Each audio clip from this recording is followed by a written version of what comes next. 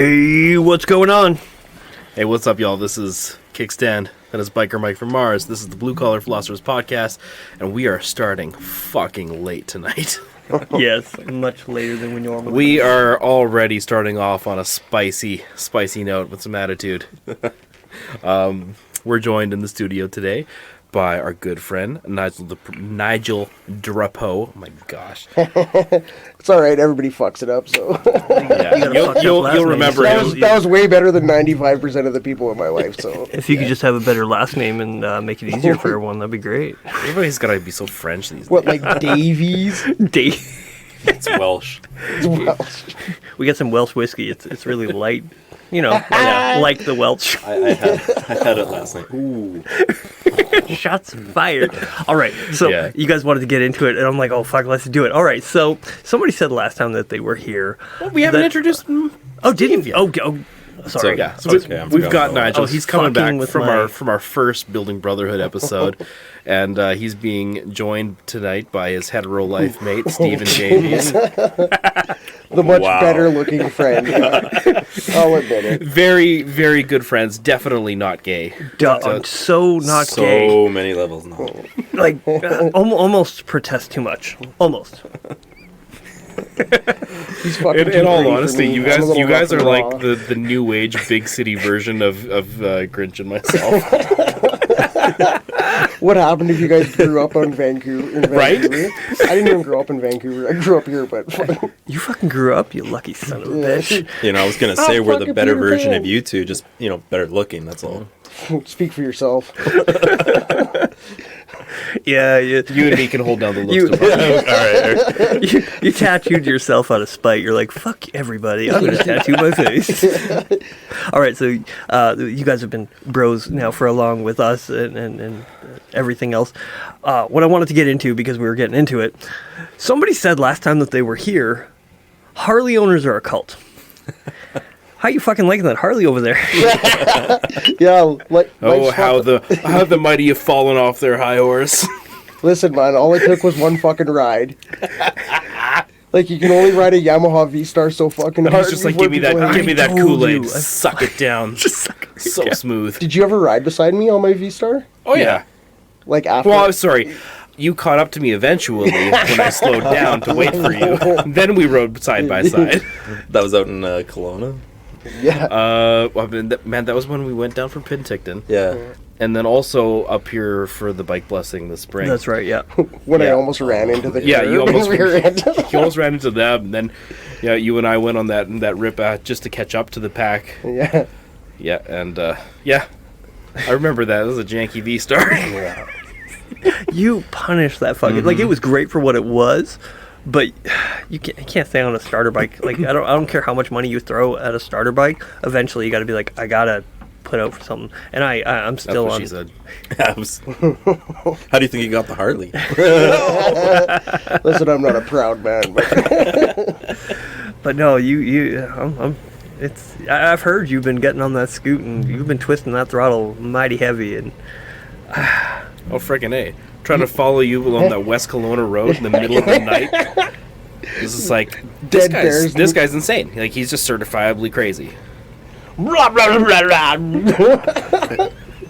can't share that yet, too. Yeah, I know. Whatever. It'll come through one day. Yeah. And like, so not only did we do a janky road in the middle of the night, there's dead bears in the middle of the road and cops. Oh, yeah, I forgot about that. What? I'm sorry, you didn't mention that part. Yeah, it's because I forgot about it.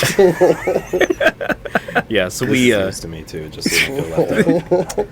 I mean, we're riding this road hard. And, obviously, like, people can hear, especially the bike that he's riding. So I figure somebody called the cops and they're waiting for us because I see lights up ahead. So we pull up. I'm like, jeez, time to turn on the charm. But no, it's just a dead bear. It's just dead. Actually, I thought it was a dead dog at first, but it's a big fucking dog. Yeah, no, it was. Well, it looked like it fell off the cliff or something. Like it was like not. Well, maybe it got hit. It was kind of splattered, but. We had a bear. Really close to us. Amanda and I were coming back from the funeral that was down south this summer, and we're coming back, and right as we're getting close to home through the pine path, there's this bear in the ditch. I'm like, oh look, and animal in the ditch. And then it stood up. This thing was fucking huge. Not a small bear. I was like, oh, he could have swatted at us. You feel extra vulnerable. Oh yeah, I was like, I couldn't believe how big it was. I was like, oh, it's not a big deal. And then as closer you get, you realize how massive this thing was. And I was like, and they're doing construction there too in that area. So every time there's a construction stop, my head is on a swivel. If I'm parked for more than 2 seconds, I'm worried. I'm worried about bears. I'm worried about that shit. Motorcycles, you don't get that forgiveness. No, it's best not think about it. Yeah. How do you? Oh yeah, I'm just gonna not think about it. Yeah, I do it all the time. It sounds like Nigel's famous saying, "I drive by faith, not by sight." So how did that come about? I heard that story before. Well, I decided to let him drive to Fort St. John, or was it back? It was back from anniversary 2 years ago. So back to Vancouver. It's back to Vancouver, and I'm like, yeah, I need to take a nap, and I wake up, and then you can't see an inch in front of the truck. And he's going a $130 through like some sort of canyon or something. And he's like, "Don't worry, Steve. I drive by faith, not by sight." And I'm like, "That's not how this works." Did you die? No, I told him to pull over. Yeah, it was fine until you woke up. I think I got 30 minutes of sleep. Oh, I bet Just you're enough. awake after that though. Oh yeah. You're just like fuck, you know. Oh yeah, you wake up and your heart rate's just like, woof. And I probably should add that he has never let me ride his motorcycle ever. I wonder why. First of all, okay, it had my club colors on it, so Yeah. he couldn't touch it. Okay. Now he's my brother. And he hasn't visited me, so he doesn't get a ride. Oh, damn. Oh yeah, so all you gotta do now is show up. All you gotta do is be there. He's like, hey, you said. All he's got to do is show up, and there's Yeah. a bike now. Okay, I guarantee, most of our friends know what you're talking about, but I guarantee there's somebody listening now and be like, wait, what? Why can't he touch your bike? Why can't he touch your bike? No. So, in the MC community, if you're not a member, and I have my full patch logo on my bike, only a full patch can touch Your it. gang insignia? Oh, yeah. Your gang colors. How dare us Christians? Motorcycle gang. You guys still get razzed about Yeah. that shit too. So he Not as has... bad as the Island Boys. The Island Boys get it. Can we call them Okay. the Island Boys? That's what we've been doing. We literally sing it to them. We've been outer circle for a long Yeah. time, so that's great. Some people don't know cops fucking hate motorcycle clubs. 100%. It's horrible. You think people get discriminated in other areas? Yeah. Fucking join an MC. Yeah, I mean, you learn how much they hate you, and it's like, what did I do? I didn't do. What? I'm sorry. Did I raise too much money for charity? Is that your fucking problem? And like you and I, we only get just the lightest whiff of it living up here in the sticks. Like, Oh, in yeah. all honesty, they couldn't give a shit about us up Yeah. here. But like what you guys deal with down in the belly of the beast, in the lower mainland, like it's just it is next level. Oh, yeah, it's borderline harassment at that. Oh, I mean, I think a lot of it is harassment.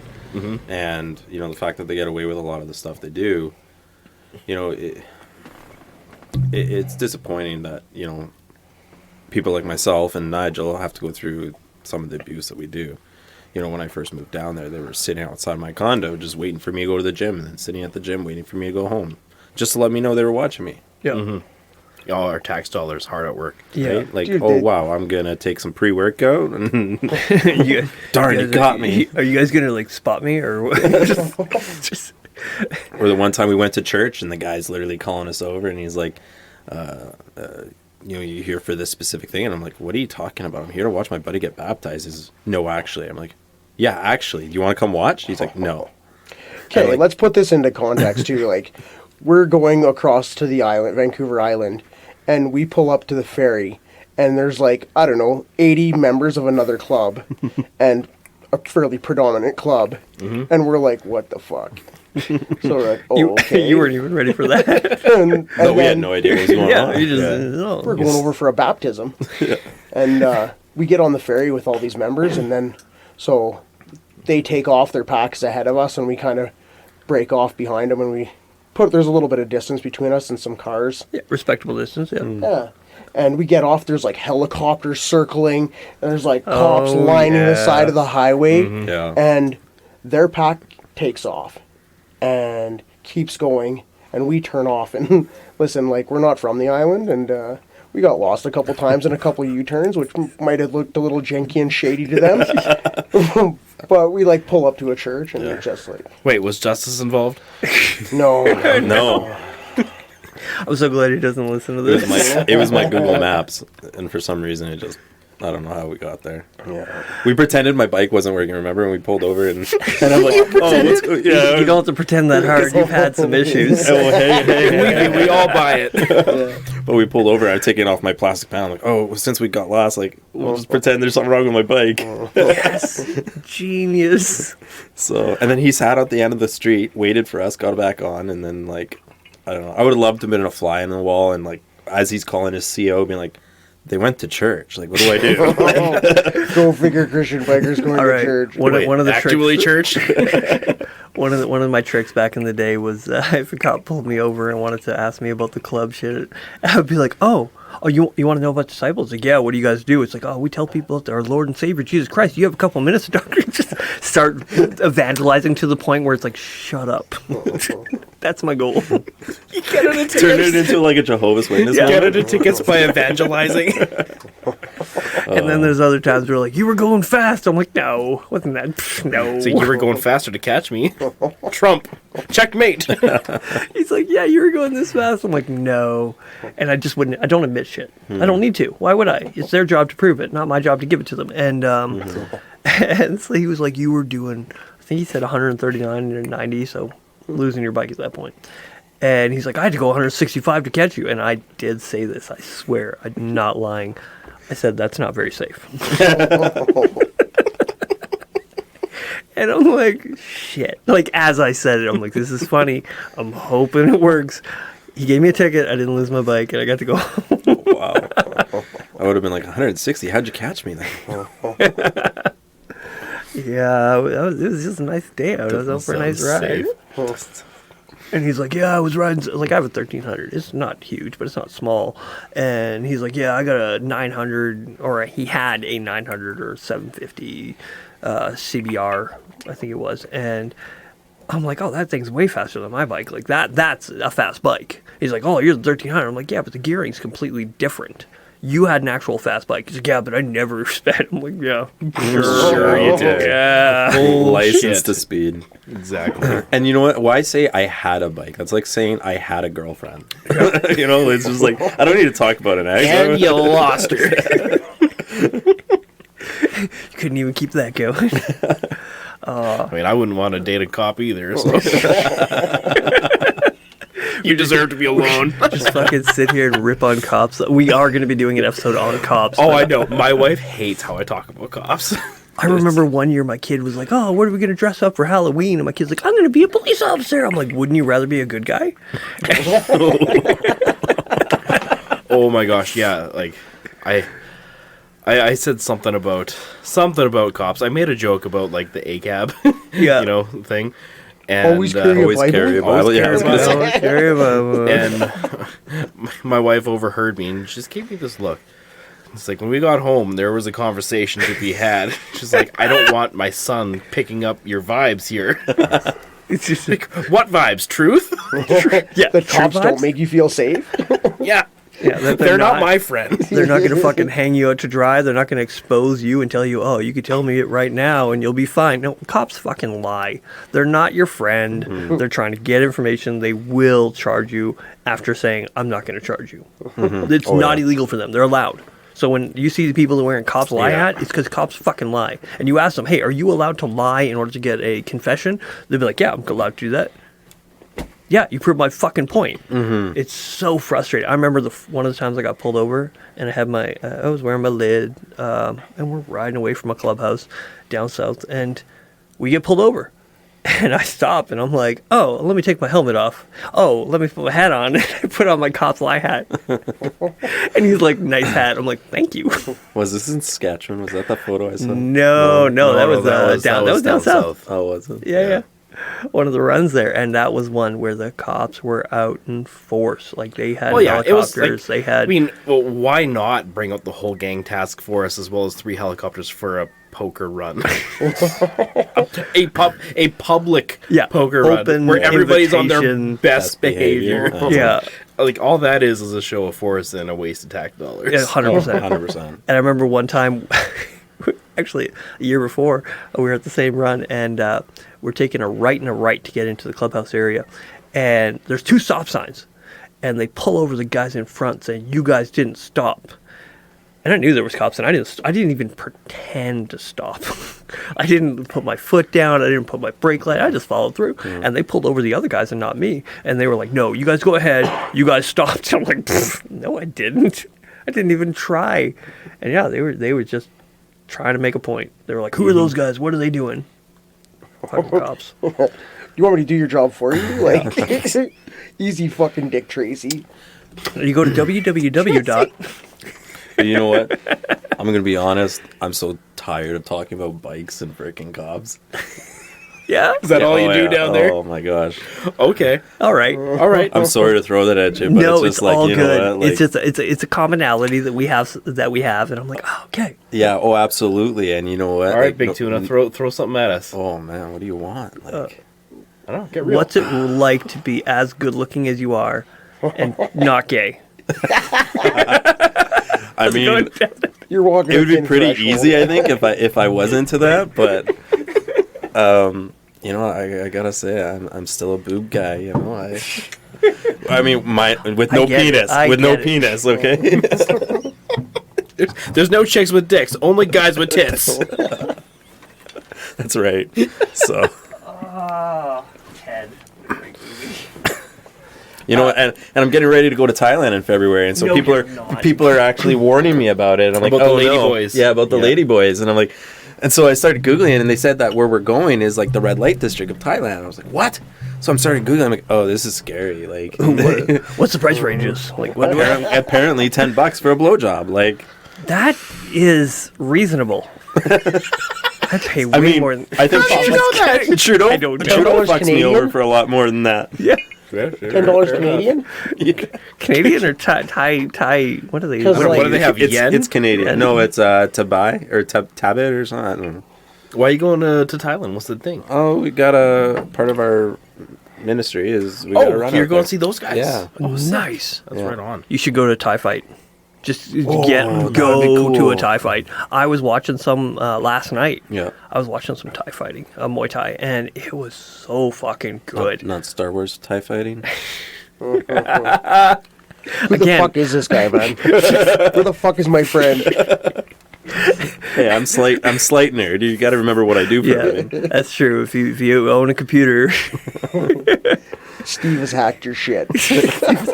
I've He seen knows. everything. so can you like fix people's computers without being in the room with them? It's like I am on your device. Absolutely. I mean, I can even log into people's Wi-Fi, turn their cameras on, and people don't even realize that. Like when I put like tape over my cameras, it's because I know what you can do with them. So I do that too.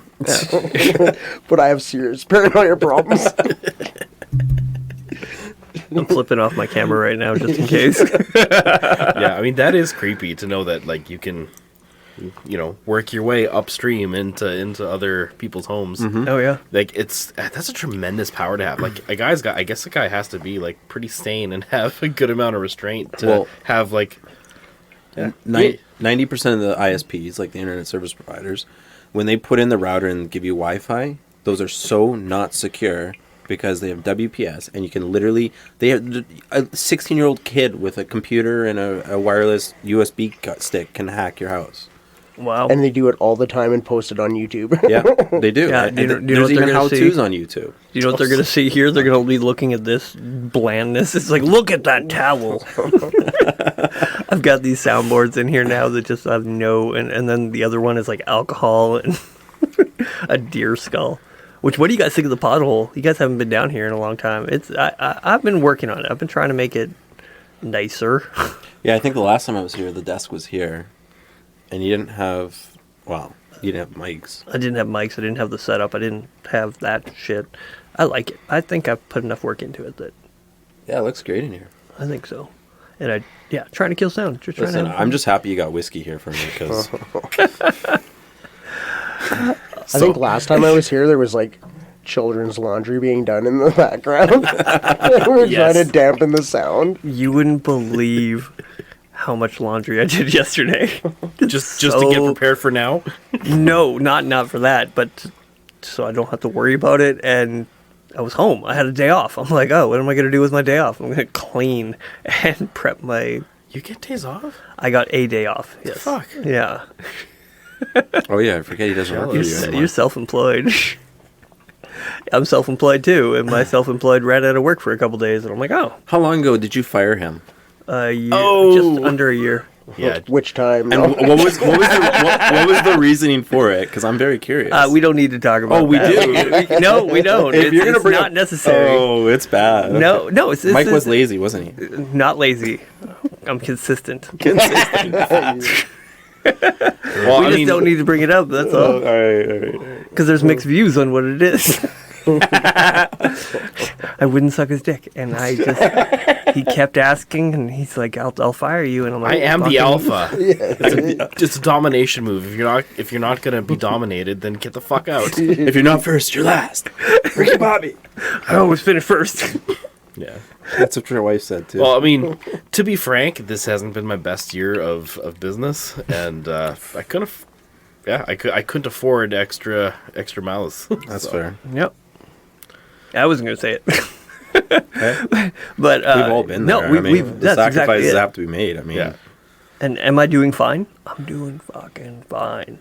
Like I'm not rolling. Like I don't have a brand new vehicle. I don't even have the second vehicle. I got the motorcycle, which somebody else paid my insurance this year. He just that's wanted to amazing. bless me. And he Wow, came what and a he's blessing. like, dude, I want to bless you. And he paid my year. Well, 6 months. Whatever. He paid it. Here you go. Free and That's clear. pretty cool. Don't worry about it. Wow. And I'm like, wow. Like I didn't plan on insuring the bike at that time. I was like, I'll get around to it. I'll do monthly installments. I'll figure it out. And just not having that little extra, it's just a huge blessing. And I've learned not to fight blessings. Yeah. Because a lot of people are like, no, I need to do it on my own. And I'm like, no, I'm Pride. gonna. Well, it's been so hard. Like, usually I'm the person that would buy dinners, and well, I'm still the person that would kind of do that. But Yeah. When somebody offered to buy me dinner, it was so hard to humble myself and be like, yes. But yet, I got to a point where cash got tight one time, and I'm like, you know what, like.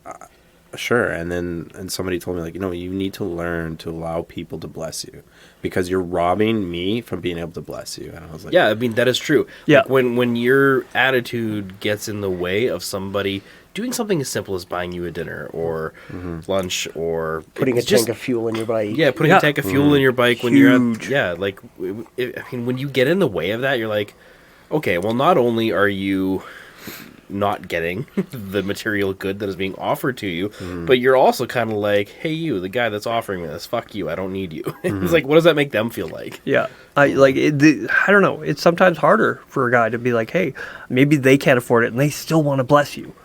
It's like you are robbing them the opportunity to do something kind that they maybe feel called to. absolutely. It wasn't Oh, even yeah, their that idea. too. They felt called. This is something I feel like I have to do.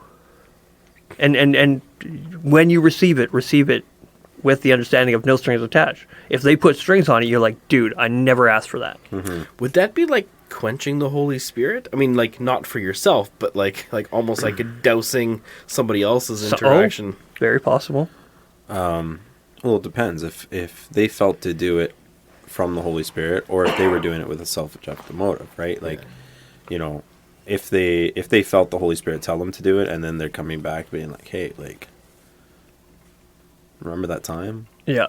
Yeah, that's true. I mean, some people do use gifts as a manipulation tool. Oh, 100%. Yeah. And And they'll never let you forget it either. Yeah, I think a right. great piece of advice is never lend money that you can't afford to give away. And if you, be willing to give it away too. Like, just be like, no, I'm not lending this to you. I had a buddy do that to me. I'm like, man, I want to buy my wife this gift. I'm not getting paid for a couple weeks. And I was just in this hard spot, but it was a really good opportunity. It was a rifle. I was buying my wife a gun. But it was a really good deal. It came with lots of ammo, lots of this. And just looking at it, I'm like, this is a good deal. So I call my buddy. And he's like, cool. And he gave me the money. That's tough. I'm like, dude, I'm asking for a loan. And he's like, no, I'm giving it to you because I don't. And he's never asked for it. See, and that's the thing. I will not loan somebody money. I will give them without the expectation of it back. And there was actually a guy from Chetwynd who, I've blessed a few times, but then he came to me one time. He's like, hey, I need $5,000. I'm going to pay you back. And I felt a check in my heart because it was like, this doesn't feel good. Like, no, I'm sorry. Like, you've been kind of abusing me at this point. Yeah. And the harsh part was, like, you know, the conversation wasn't a very good one at the end of it because it was very aggressive. Yeah. But then he's dead the next month. Yeah, because what was that going to? Right. Well, no, it wasn't about he committed suicide, but Yeah. you know, but like then I find out from the parents that like, or you know, his mother, he owed everybody money. So it was like, you know, when I felt that check in my heart, like, you know, Would it? It have was a helped? pattern. But would it have helped? Would it have like? well, I think it was one of the things that like that frustrates me is how the conversation ended. Yeah. You know, I don't feel good that that's the way he left this world is how I presented myself either. Yeah. Yeah, with that thing in between you guys. Yeah, and it wouldn't have helped Yeah. with his because his issue was, you know, A lot bigger. a And, lot like, bigger. In reality, you're a pretty fucking generous guy. Like I can sit here and absolutely say that this man has been like and goes above and beyond continually in my life and blesses me and has been more than a brother. And when I've been able to help him out and he's offered to pay me for like helping him, he pays me way fucking more than I'm worth. Yeah, but you know what, your help and time, like, you know, when it's like that tithing of your time, talent, and treasure. That's I mean, right. Some you people know, can't give money. No. But they can give time. if he can, his time and talent, I mean, that's the thing. Well, I mean, his talent's not really good, but his Time and company? not only like that time to like to be around me as I'm going through this shit, which is like motivating me and supporting me and like encouraging me. Yeah. You know, That wasn't very encouraging. but to you may have felt Yeah. that way. To Oh me, yeah, it's one of those things you don't know it when you're being the encouraging one. Yeah. It may not seem like you're doing anything at all. It's like I'm not even giving you compliments. I'm ripping on you half the time. But you know what? But that's the thing that I love is that like that camaraderie of just bullshitting each other and just like making fun of each other's, I don't know, faces or whatever. But I'll fucking But- kill for this man. But Yeah. Like, and the- like no second thoughts. It's No. like whose car we're driving. yeah. Yeah. I remember one time Devin calls me up. He's like, "Mike, can I borrow a gun? And do you know where I could hide a body?" I'm like, "Shit, what are we doing?" And he's like, "Oh, my dog." And I'm like, "Oh shit, come on, man." I was just gonna say what kind I of was body. only half kidding. My wife was super pissed. She was like, "You're talking about our dog here." Do you know how you shoot a dog? Can I explain this? No. Quickly, what once? Yeah, because Mike missed the first time. Yeah, I missed the first time. I'm like, shit. When I heard that second shot, I was like, "What the fuck, Well, that's dude?" exactly what There I was a second one. Yeah. so I went, cack, and I'm like, oh snap! I blanked, and I'm like, shit! I scared the dog. Bam! Second shot. I like refocused my actual attention. I closed my eyes. I'd never killed anything before. Never. So he volunteers with You your popped dog. your killing cherry for me? Yeah. Fucking. that's a brother, yeah. But you love that dog. You loved it so much. You gave it a cheeseburger, which should have been its sign. He got it a fresh, hot Wendy's cheeseburger, Oh, and yeah. he ate He was that. doomed. He was like, he should have been like, I never fucking want something's up. cheeseburgers again. Don't Like- worry, you'll never get one. Somebody would ever, if Devin ever buys you a cheeseburger, just fucking don't go to him. The back fucking 40. Just expect you behind him, like with a shotgun, ready to miss. Just scared the shit out of you. That's something. That's a lesson I'll never forget. When my dad showed me how to shoot a dog. Like Okay, well, explain. Okay, okay. okay. Because So, I feel like there's more to it now that you're saying it. well, we had a dog and he got hit by a car, Okay. so it's suffering. Yeah. And my dad goes, "Listen," he's like, "I'll show you how you do this," because this dog is like got the sad puppy dog eyes. My dad walks up to this dog. My dad's grew up a farm boy, pretty hard man. And he goes, "You put the gun to the dog's head, you look away and you pull the trigger. You'd never miss. Every time. And you don't have to look at it in the eye, because like, I don't Oh, know. snap. That, Because that'll fuck you up sometimes, right?" yeah. Yeah. Well, it took me a couple days to get off that. Like shooting dog, it took me a couple days. It really did, because it's one of those things of the dog. It wasn't a bad dog. No, it was a good dog. was a good dog. It You had, couldn't afford to get it put down professionally. It had a neurological thing happen to it, and it lost, like, you know, Everything. It lost everything from below, like halfway down its spine. Like, couldn't use its legs, couldn't manage its bowels, and it wasn't repairable. Yeah. Like, Yeah. that dog hit its end. Yeah. So it just got to the point where we're like, okay, we need to. Well, he called me up, and I'm like, yeah, I'm there. You shouldn't have to carry, but at the same time, you should have fucking. But I also don't like giving my guns to people. Maybe I'm a little protective of my guns. I'm like, and I know Dad, this is a bro. And, Yeah, I didn't ask you to kill my dog. I just asked for the gun. You just asked for the gun. I think I'm fine, paying the $150 to not watch my dog suffer. I love her. Yeah, to but death. when you don't got the $150, all right. Yeah, I mean, bullets are cheap. when you were at the, I don't know where you I were heard at. Nigel that time. puts out, so he'll raise me 150. He knows how to do it. He will charge a lot less than a Taiwanese hooker.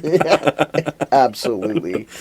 We got 50% Wait. discount. Or, Wait, you're gonna pay me to kill your dog? Normally, I gotta pay people to kill their dogs. Part of my logic for that too, wasn't necessarily just saving money, but it was like, I grew up on acreage. It's like we had dogs that had to be put down. It was always my dad that did it, but I was like, okay, this is how you deal with it. Yeah, Like that was just the thing that jumped to my mind. It's like, okay, the dog needs to be shot. yeah, yeah. I didn't know where you were at. I just knew I was broke, so I was like, oh, he must be broke too. I just project. I wasn't severely broke. I had guns. If you have guns, you're not broke. Yeah, you can always rob somebody. I'm not gonna lie. Free money. I don't know how I'm gonna take putting my dog down when it comes time to that, because that's literally the last piece of my former life, really. Really? Yeah. Dude, that's like right now my dad. Like, I lost my mother earlier this summer, and my dad this week just had to put down his dog. So now he's literally living alone. Mm-hmm. Yeah, for the first time in how long? They were married. Well, they were married in, well, I don't even know. Before I was born, 83? 83 they were born? Or married, sorry. And I was born in 84. I always So forget that's- that we're the same age. That's- What? I just You're took a, younger I than took a me. more obscure path I'm in my 84. life. I'm 84. I'm 1984. Are you really? Yeah. Why does he act so immature? You need I to ask have that a question? youthful joy in my life. Joy. All right. Joy, sure. Is that 84? Is that in any of your passwords? No. What's your maiden name? What college did you go to?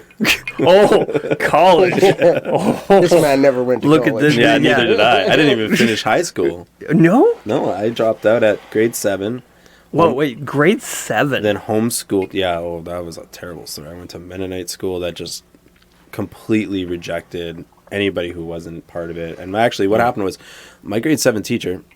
Sorry to get him. I didn't know you could drop out of grade 7. No. Yeah, well, sure.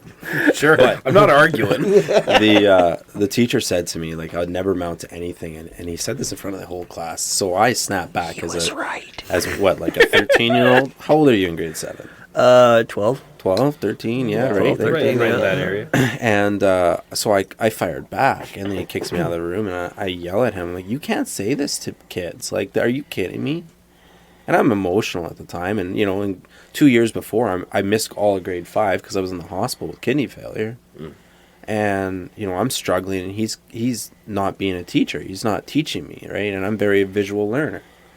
So he embarrassed that me. alone. He embarrassed me in front of the whole class. I said to my mom and dad, I'm not going back. And they said, we're going to give you a few days to think about it. And I said, I don't want to go back. I'm tired of this. They don't help me. Yeah. And so they homeschooled me as long as they could, which was grade 10. And then I worked full time. And I dropped out of school, and Yeah.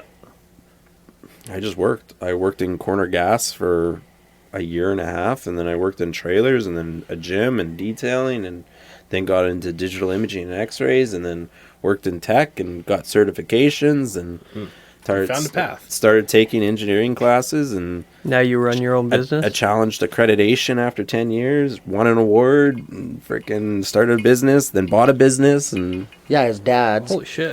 yeah. But still, no. We're not going to talk about that tonight. It's still not free. Like, there's yeah. still a cost to carry. Heck, there's even baggage and almost a responsibility that comes with, okay, now that I've taken this over, I can't let this die. Otherwise, I will be forever the one who failed Let the this business business fail. Absolutely. in spite of maybe its shortcomings otherwise. Like, it could have failed on its own, but no, it's not failing on its own. It's failing because of you. Well, it was So- failing before me, and now for the first time in 3 years, the company has made profit. Nice. And that's amazing to me.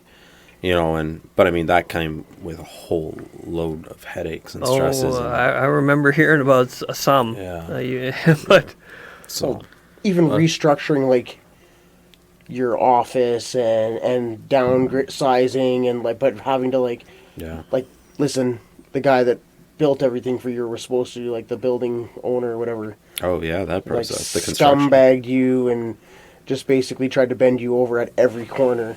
Yeah. Nickel and diming you and trying to order the fanciest fucking doors and saying that tells you have me to pay you can't for them. get a right swing metal door. What? A breakdown metal door. He says, yeah, there's no stock, but I've got this door.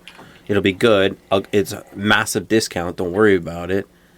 And then I find out from the framer, $10,000. it's a $3,000 door. He's just trying to unload on you. And Oh the my God. frame alone, to build just the metal stupid frame for it, was going to be, what was it, like $2,000? Oh, stupid. And I'm like, I'm not paying $5,000 for a fucking door. And I phoned in a up, commercial space. in a commercial space. So I phoned somebody up and I'm like, hey, go to this place and find out if you can find a breakdown. He did, $700. And I'm like, okay, great. Now we don't have to modify our entire design, because one of the reasons was we were going to now have to move the door all the way to the other end because it was going to be a left-hand swing and it was going to screw up our server room. yeah. And I was pissed about that. Which you'd already lost 4 feet of. I lost 4 feet of because of handicaps. Yeah. At that point, how do you trust that contractor to tell you anything? Oh, yeah. You can't. No, he's I was- already lied and Yeah. tried to manipulate you into spending more money than you would.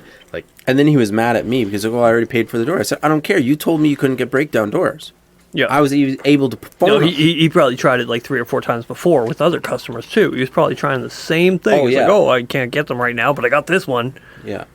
or only deals with one distributor. Well, what he there's wanted that was too. he wanted it so that when we move out, the door was consistent with the rest of the theme of the building. And So that was the excuse. yeah, I think so. And I mean, he said it was to create consistency. And I'm like, you know what? My office space is my office space. It's cost me what it's cost me. I mean, the HVAC went from $5,000 to $20,000. And I was like, oh. And the generator I bought was completely seized. It was rusted inside, and I had to go freaking fix it. Yeah. Like, Because you Did they have to upgrade? I can't remember. Did they have to upsize the line too after they and then the gas meters? oh, the gas meter situation was terrible. BC's gas, whoever they are, bunch of scam artists. You mean Saskatchewan? Let's be specific. Oh, are we in Saskatchewan? Oh, right, yeah, No, it was you were Saskatchewan. in Saskatchewan. it's We're- Saskatchewan. we're in Sorry, BC. Forgive me, BC. It was Saskatchewan. You only suck at most things, not this one. It's 2 a.m. I'm half cut. No, I'm just kidding. It was they kept making excuses, and my HVAC guys were trying so hard to get this proved, and they're like, yeah, no, you got to get all the lines numbered. And I'm like, that's not my problem. He has to number out my line. Yeah. I don't have to line out the whole freaking building. But they wouldn't let him do it. They wouldn't hang a meter until he had done that. And they're like, and I was like, this is stupid. And finally, this kid showed up, and he was doing an inspection of something else, and I asked him, I was like, hey man, can you hang a meter? He said, yeah. And I said, I went straight to the ATM, got cash, gave him cash, and I'm like, can you hang a meter? He's like, I'll see what I can do. Phones them, they're fighting, he's fighting, they're phoning me and fighting. I got this woman on the phone, and she's like working on it. She's like, I understand your situation. I don't know why they can't make this more simple. And then all of a sudden we find out it's because they're missing line from here to here, like 2 feet of line. Mm-hmm. And I'm like, but nobody told us it was about the 2 feet of line. Yeah. You wanted it pressure tested. We got it pressure tested. You wanted it to be numbered. We got it numbered. We paid for everybody's freaking lines to be numbered. And it still wasn't good enough. And we're like, okay, this has to be done. And so this kid, he worked off the hours to do it, paid him cash. Then he worked overtime. I went into the liquor store that was in the building. I bought him a shit ton of liquor, and I said, when you're done work, tell them who you are. It's sitting behind the counter. Yeah. Right? How scummy. Just making it worth his while. You could fight with them Absolutely. or do cash and then a bonus on top, and it just works better. That's the problem with But bureaucrats. if you can find It came down to a hungry guy who knows how to make things work, like, yeah, sure, you grease the wheels a little bit, but you can all of a sudden get stuff done. It's just that, like, some of these companies have bought into the bureaucratic just way of doing it. It's just awful. Okay, well, first off, I don't think it's a bureaucratic way. One, massive union. Okay? Yeah. But two, when you start telling a specific gender what to do, and they're in power, they start telling you how this is going. Oh, And so- interesting. And so what happened So they're was fighting the patriarchy. they're saying no, you don't tell us how this works. Which one of the And 6,000 so then genders what are you happened talking was about? I got The Zers, the Zims. and then I got an amazing woman on the phone, and she said, "This is bullshit. I'm seeing everything you're saying. This is bullshit. What you're dealing with, and I'm gonna take this up the chain." And she went above her manager. See, and that's how this shit got Instagram. fixed. That's a fucking empowered woman right there. Not Yeah. the one who's just going to be petty and be like, Yeah. no, you can't tell me what to do. No, the one that says, okay, yep, I see this, dealing with it. Yeah, this is a problem. fucking I'm A, gonna fix lady. it. It's like, And she said the guy that was there, she's like, he's a great person and he loves his customers. yeah, And I mean, like, this, I felt so taken care of by this woman. And, like, bless her heart. Like, it was a holiday the next day. And actually, it was the First Nation Reconciliation Day.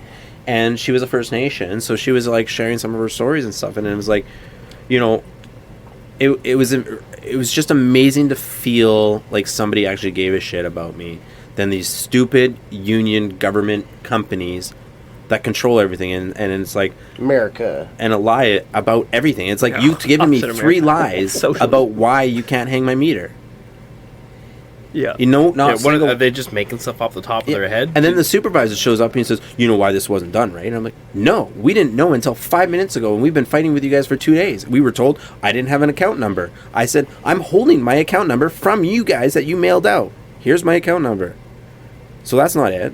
Well, you need a permit. We've got the permit number. Here you go. Well, it needs an inspection. Here's an inspection from tech safety it's like they're going down a list Yeah. of things. to just make it not work." Yeah. And then it's like when we achieved everything, like, well, the lines haven't been certification. I said the guy is here right now. He's certified my line. I don't give a shit what anybody else's line is. Yeah. You're talking to 102 right, or 201 right now. Okay, that's all you need to worry about, the line that being certified. And so yeah, it was just like, it was super frustrating. And that's all commercial, right? Oh yeah, it was all commercial. And this is only like one or two or three different things that happened throughout the like, not just, it was one thing after another from the moment we got there. First off, the first time we got there, we got in there, walked in, and there was like no drywall, nothing was done, like garbage everywhere. Yeah. And then we finally come back and they finally had some drywalling done, and we get there and we're supposed to be starting paint. And there's not even walls up. There's not even. Oh, no. Yeah, seriously. And the framer's there. He's like, "Oh yeah, I'm not starting until today." I'm like, "I was told the drywaller was coming on the weekend." Yeah. And so we drove all the way down from Vancouver, and we're like, "Well, this was a wasted 2 weeks." What did we even do for that time? Oh, we got flooring and something else. I don't remember. Cleaned up a bunch of shit. Oh yeah, we cleaned up yeah. because they were using my space as a garbage lot Oh, so this for is all the other construction, for all the other. Okay, so question. Like, if you were to start that process over again, Yeah. like getting a space in, like, what would it say, this, like a, not a strip mall, but like a big building of various commercial spaces, right? That you need to make your own. What would you do differently for somebody that is trying to get into that? Like, what kind of advice would you give? Oh man, know who your general's gonna be. Okay. Like, and, There you you know, go. like have a trusted general, and like, you know, for me, I was doing it so far away, right? I was doing it from Vancouver, and so you know, people are sending me photos. I'm like, oh, okay, great, but don't trust people from their word when they say it's gonna be done. I mean, that was hard, and like I still missing the framing bill. They haven't sent that to me yet, and I don't even know what's gonna come. Yeah. Well, from the first moment we met him, the guy, your general, the guy was like, whose building it was. Like, as soon as he walked away, I looked at Steven, I'm like, he's fucking you. No, you texted it to me As we're talking. Yeah. So this guy owned the building and was in charge of. And he's a client. And he's a client. Oh, wow. That's complicated. It was very complicated. Yeah. So I guess like a good thing would be to simplify the process. Like Oh man. Like, have less sources of conflicting interest. trying not to have to build a server room. I mean, you know, Just like don't go into business for yourself. It's Yeah, really like, easy if you don't do that. if I didn't have to build a server room, I would have just got a shop with a garage in it and like framed everything myself. I mean, I'm pretty handy with my hands, so like, you know, Well, you got left with a shitstorm. Like when you bought that business, Oh, yeah. like it was basically like not just verge leaking. of bankruptcy. It was Yeah. like bleeding money Yeah. in the stupidest fucking ways too. Like Oh yeah. just like grandiose thinking and spending habits of the previous owner. And the former manager not even caring about like what he was doing. Like Yeah, it was fucked up. it was pretty bad. Yeah, I don't like the idea of managers for a business. Like I'm like, if I'm the owner, I kind of want to just Deal with it. I just want to do it. Well, and one of my texts, you know, bless his heart, I understand what he's trying to do, but, you know, he tried to say, like, it's okay if two guys work from home. And I said, no, it's not. That leaves one technician in the office. And so when my receptionist goes home for the day and he needs to go out and do a service call, who the frick's in the office? Not Yeah. fair. Not cool. Like, there always needs to be two techs. Yeah, this idea of working from home, like I know it's super popular after like COVID happened, but like Well- no, it's bullshit. Okay. Get your ass to work. Yeah, to an extent. To an there extent. are I work from there home. are people like Steven, for Exactly. example, who is capable. Why is he going to an office? He's wasting time. He's putting himself at some level of risk by transporting himself to an office, which is unnecessary. If all you do is sit at a computer, you don't deal with customers, you don't But- deal with people. As the business owner with a physical store, he needs to make sure that there's people there. Like, That's my responsibility, yeah. yeah, like it's people got to be there. I'll tell you this. Working from Vancouver versus being in Saskatoon is tough. I don't have the camaraderie to shoot the shit with people. Yeah. And I don't have a purpose to get up, get showered, and go to work. And actually, I find I'm very depressed working from home because at the end of the day, when I'm done work, you know, I'll go to the gym throughout the day or whatever, right? Take my break. And if I don't have anywhere to go afterwards, I don't feel relaxed. And I feel depressed because I've been in home all day. Yeah. And, you know, even the hour that you're at the gym, it's not enough.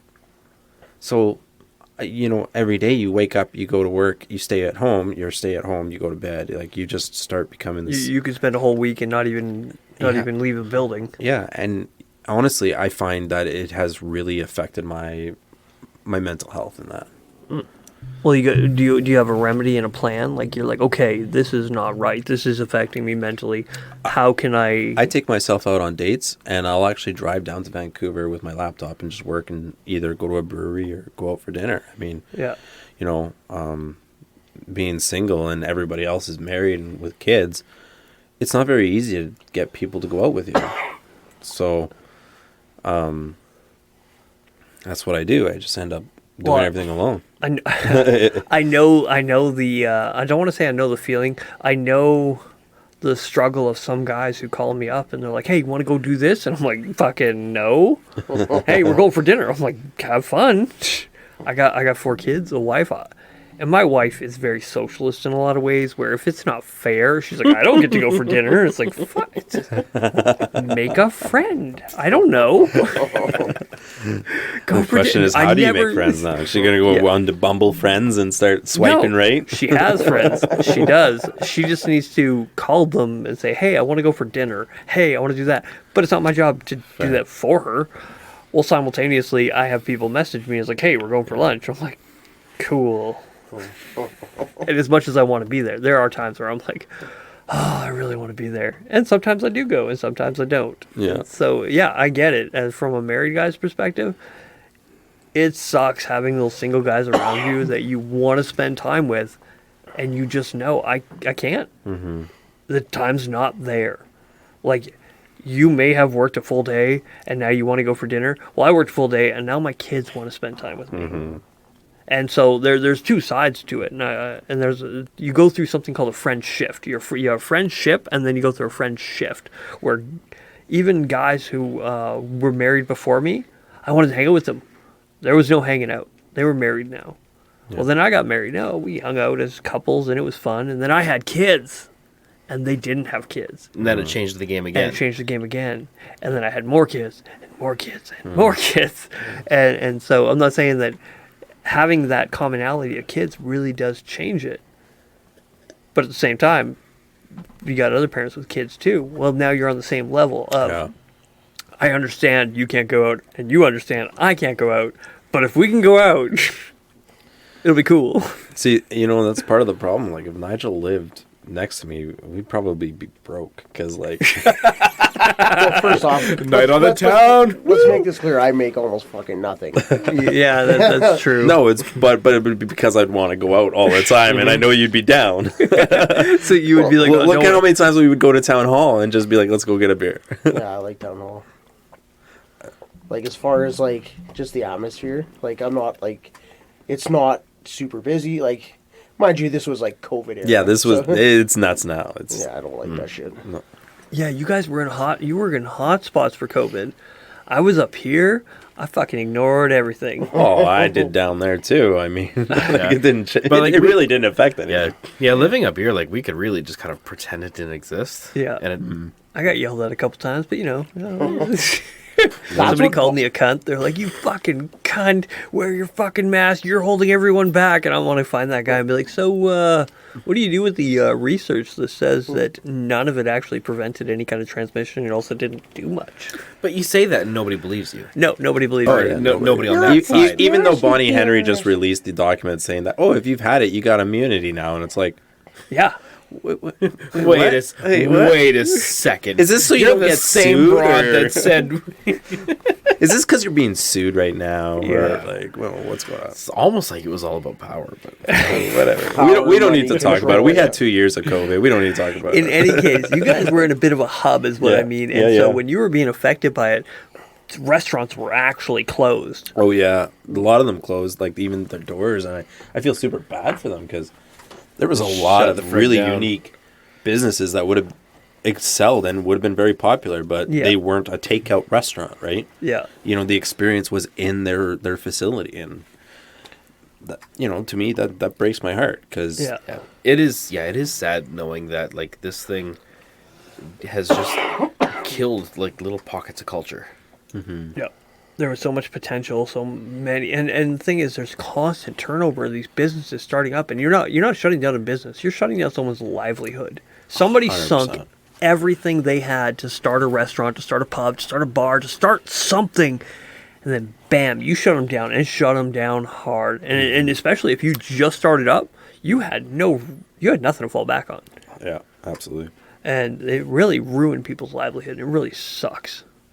But for me, again, married, kids, I didn't go out to eat there that often as it was. It wasn't a huge transition for me. Living the American dream, or at least the Mennonite one. The minute I dream, I don't leave. My wife cooks great. You should did. be fatter. I should be fatter, and I've lost. Yeah, I kind of hate you. I lost about 20 pounds recently. I've gained it, so I haven't been 200 in a long time, and that's. Are you floating? Oh, dude. Floating near 2? No, Oh, I am at 2. Really? Yeah. Oh, wow. The club makes me fat. Club makes me fat. Oh, let me just blame Yeah, this fork. that's my excuse too. It's Yeah. fucking No. stress. I just stopped eating. Or and- it's just the 30,000 kilometers we do, and Yeah. like we're eating nothing but hot dogs and I know, yeah. Shit food. corn dogs. Fuck, even this trip, like, my guts are, like, I'm sick to begin with, but, like, just, like, I don't get heartburn. Like, I have iron I get guts. heartburn and now all I the have time. heartburn tonight. And, like, I just started getting just it. gas station food and It's the worst. Yeah. fuck. It's Yeah. brutal. Don't mix gas station hot dogs and tequila. Do you know what's, No do you know bueno. what's the best? No bueno. Gas station sushi clears your system right out. I would believe that. Yeah. It's called worms. Yeah. Worse. No, I just don't eat that much, and I just constantly move. Low carbs in the evenings, and Yeah. a lot of it is not eating as much. It's not like, oh, I'm working out. It's like, no, I'm just consuming less and not stopping. Like, I just constantly moving, and I started doing jujitsu again. I'm feeling way better. My back's feeling better. It's sore right now mostly, but it's not like muscle sore. It's bruised from being grinded. Like my back, it's awesome. Are you rolling? I'm out of the really gym? picturing this like enthusiasm when you said my back sore from being grinded. Yeah. Like it's just like Definitely the not word gay, I would though. have used. Very much not gay. Are you guys wearing house coats too when this is happening? It's called a gi. Oh, okay. It's called a gay? Call it whatever you want, sweet pea. No, I don't wear a gi. My buddy let me a gi. The art of struggle cuddling. struggle coding. I will fold my laundry with the person still in it. Ha! While whispering sweet nothings in their ear? You do whatever you want. I It's a I power was move. trying to have a conversation with a guy while grappling. It never goes well. It's very difficult because you're like, oh, I want to talk to him, but at the same time, I want to choke you. Oh my. Okay, so I came across this guy on YouTube the other day called the Arm Wrestling Whisperer. So he does these arm wrestling things, and he just sits there whispering Get- sweet nothings Get nice and close to him, like when you to the guy. He's like right nice and closer. He's like, all right. Yeah, no, get a little stronger. Oh, yeah. Oh, you know what? I did see that You're one. good and strong. Yeah. Yeah, no. Keep going. Angle up on my hand. Yeah, no, that's good. All right, now push. All right. I did see this. I'm gonna This give a was little hilarious. back. I'm gonna give a little back now. Oh yeah. Yeah, I know. It's hard to take. But I'm gonna hurt you a bit. Have you seen this video, Nigel? It's fantastic. It's hilarious. He's like an ex-marine or some shit. Oh yeah, and he is just gravelly whispering sweet nothing. And he doesn't even look that big. Like, no, because you Until, can't laugh. until you get that right angle on his bicep, and it's just sitting there. It looks like a basketball shoved in his arm under the skin. You're like, oh shit. The thing is, you can't Baby laugh holding a fruit. and use your strength. When you're laughing, you're not strong. You're too busy laughing, and it's a head game, that's man. awesome. That's so awesome. I remember I was listening to Jordan Peterson talk about it. He's like, yeah, I used to work out with this guy, and in the middle of bench press, we would do our best to make each other laugh because you can't lift and laugh at the same time. So you're so they were like trying to kill each other. I was like, that's genius. And so that reminds me of when Devin broke his ribs. It was so Oh, funny. fuck you. He broke his ribs riding his motorcycle, crashed, and I'm like, oh, are you okay? He's like, yeah, just broken ribs. I'm like, great. And he's like, what? I'm Yeah. like, So somebody said something funny, and I laughed. I was like, oh man, that really, really hurts. Like, oh. And then Mike caught on to that real quick. instantaneously and made it his goal in the next 3 weeks to make me laugh as much as possible every time we saw each other. Oh, and it worked. Yeah, this You are a dick. You Yeah. know? I still remember when you Yes. told me like your favorite book in the Bible. Yeah, was, Bible verse. Yeah, I was Eagle like 23:28. I was just like, why? And he's like, because it's nihilistic. I'm like, yeah, all right, that makes sense. yeah, it makes sense. Ecclesiastes 1 verse 2. Yes. The nihilistic verse. Yeah, it's my favorite. Everything is meaningless. I'm like, yeah. Fucking don't worry about it. Don't worry about it. This podcast is meaningless. Yeah, no, but it's fun. It is. It is so much fun. We had I mean, the Justin whiskey's Butts on. great. Whiskey's great. Hanging out. Justin Butts was sitting where you were, not in that chair, obviously, but just sitting there and just Talking about random butt plugs in his center Oh, console was that turned so on. funny. What? What? You'll have to listen to it. You gotta listen to it. Listen to our Freaking last hilarious. episode with Bam. I can't give it and- justice, and our audience has already heard the story now. Yeah. So funny. Oh my Download it, listen to it on your drive home tomorrow. Yep. Super good. It's a story revolving butt plugs and, oddly enough, my parents. Yes. All right. Well, Those are two things I didn't expect to see in the same zone. with that note, I wish I could describe how amazing your kickstand shirt is right now. It's so lower That's a Harley mainland. shirt, isn't it? It's This, like this What? shit's the bomb. This is it's got palm leaves. and This is short straight Harley merch. No, it isn't. It Yeah, is. sleeves. Is So that it was a like Harley shirt? $300 It was a $90 shirt. Oh, it was on sale. Clearance. clearance. Actually, yeah, Yeah. 100%. Oh, it leaks oil though. Immediately. They put Immediately. No, Oh. that's not pit stains. It's just oil. It's hard. It's Harley logo right there. That's the Harley logo. Yeah, no, this is a black and burgundy shirt with an old school pan head on it and Like That's dope. yeah, palm. Oh, palm I fronds. never even saw the bike. I just saw palm trees. Oh no, Yeah. it's actually got old school bikes on there too. I remember Dude. the And very. This is a comfortable shirt too. I love the feeling of the fabric. Well, what kind of let me fi- touch this shit. what kind of material is that? Nigel, give it a touch. Let's make this awkward. Let's get cozy. Hey, it's never awkward. Oh, yeah, that's all right. Is it boyfriend material? Don't tease me with a good time. I feel like I could turn this into a sex cast. You know, just like We don't talk about that. Don't worry, it's a lot to take. there was a long. They're gonna hurt you real good. This one time. Finish me. Oh yeah. It was a really. I can't even finish it. Oh my You gosh. can't end it with a. Oh yeah. There was so many times tonight at the party I wanted to just give a oh yeah. Just shout Just it out for for old Ren. times, just for old times' sake. He was supposed to be there. Yeah. too. I know if Wrench was there, it would have happened. Oh yeah. Like it would have been done. I love Wrench. Storm. I should have done it in the middle of Nick's spiel. That would have been so Oh good. boy, that would have been something else. He's sitting there trying not to cry, and we're like, "Gay." I didn't do that. I was like, "Why are you crying? Don't stop crying." He didn't cry tonight, did he? He did, beginning just slightly, Oh. just ever so slightly. I'm like, ugh. It's not that I don't like crying; it's that I don't want to deal with emotions. I'm like, if you don't, then I won't. Dude, I That's cried great. way too much tonight. I'm a fucking bad crier too. Yeah. I probably like spent the trying to last like talk. hour and a half, 2 hours tonight in just tears. Okay. Do you mind if I ask why? Oh, vulnerability, you know, like I've been talking to these guys all night. My dick is not small. I'm a proud man. I know where I'm not. I know my shortcomings. He is taking off his pants right now. I've seen bigger. Well, not from not in the mirror. You haven't. Your phone doesn't just from pictures he Listen, sent man, him, I or pulled what? my dick You out know, in the this guy front just house, talked so- about like what's your vulnerability about? What were you crying about? You're talking about my dick size over here. Freaking way to ruin a moment. You know? I could really read We'll the let them room. have their own conversation. I'm actually legit interested. Like, yeah. I mean, you know, I would say our last big time that we got together, you know, I wanted these guys to be vulnerable and tell me when they're struggling and stuff, right? Yeah. And Yeah. honestly, like, you know, I had to look at the reality that maybe I haven't been vulnerable and confessing what been going on in my life, right? And so I just broke down like immediately. You know, I got in a room with one of my brothers and just I was just in tears immediately and I couldn't even get it out of my mouth. You know, and, I'm leaving it alone.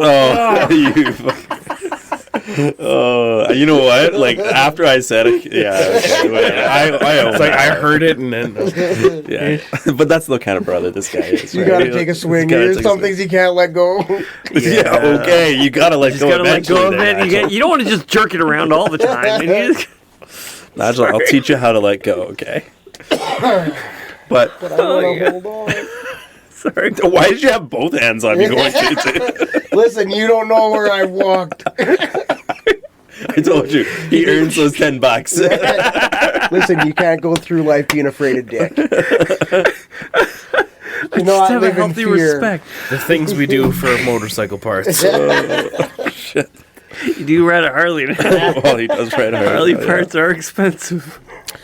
But you know, I was being vulnerable. Just the fact of like the reality of being lonely, and I think it really just kind of like, you know, for probably the last what day is it? 20 days. 20 days. I've been praying for the single men in our group, and just you know, the very first day was tough because I actually lost 4 really good friends on the first day. They were women, but they were platonic. But it was like.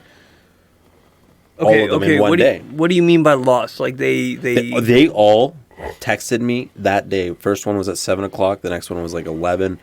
I got a phone call at 2 and another one at 6. just like Hey, we can't hang out anymore. we can't. We're not friends off. No, not as aggressive. I'm just curious. I'm trying to understand it. When you say I lost them, it's like, oh, they were all in the same car and they crashed into a ravine. No, like that. That's just like they all said, hey, you know what? Like I've really enjoyed hanging out, but I think we can't hang out anymore. One was like, hey, you know, I have feelings for you, and I know it'll never go that way. And like they were just all. It was so bizarre that all of this happened on one day, and it was the very first day that my prayer for the single men started. Yeah. And It's almost like just to put an extra point on single. yeah, right. And I was just like, wow, this like I don't know if it was I needed to get rid of No, I hate to say it, feminine friends, but that, like, that sounds like. And okay, you ever notice that the one thing you're struggling with when you start fighting it goes even harder? Mm-hmm. It's the same thing. Yeah. It's when you're like, okay, I'm going to focus on single people and having that not so much fulfilled, but understood, and maybe a coping or whatever it is, and then whatever it is in the universe decides, no, now I'm going to point out not only that you're praying for something, but now I'm going to make it abundantly aware this is where your problem is, or this is where your struggle is with being single. I'm going to remind you how single you are. oh yeah, and that's what really happened, was reminding me of how single I am, right? And like, it's tough because one of my love languages, my top one is quality time.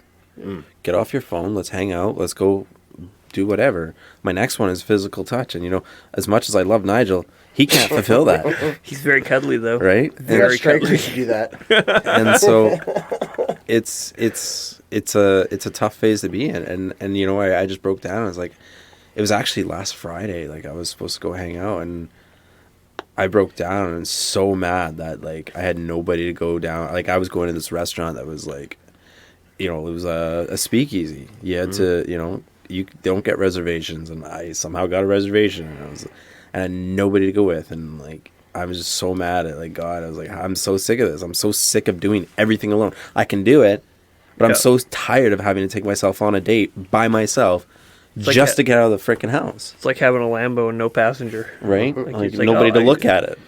Yeah. Well, I can speak to that too, right? Like being single fucking sucks. Like in a lot of ways, but like here's the reality: is I'm fucked up from being single.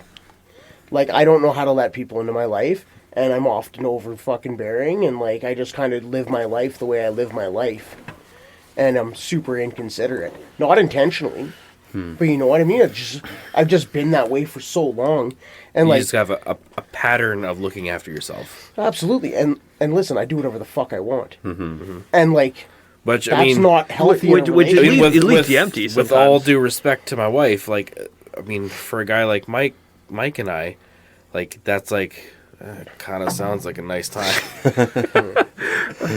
But you only know it once you're in it, right? Yeah.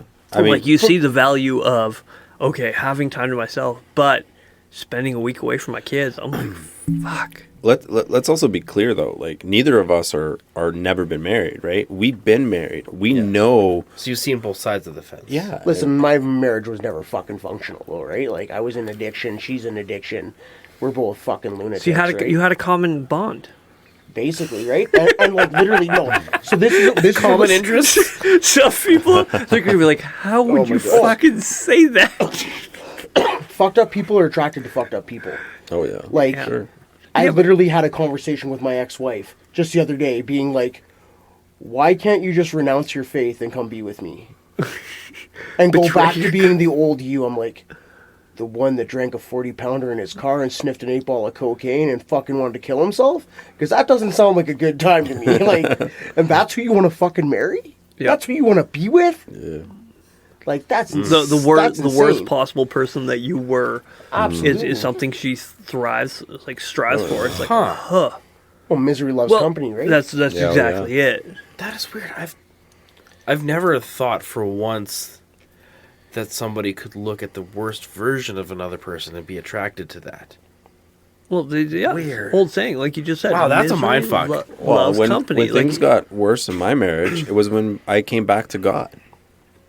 Right? And then it was just like everything went downhill from there. Yeah. I couldn't, one of the disconnects that I have in a lot of this is I've been married for so long now. I remember being single and just wanting that. And just that being something that I just desired.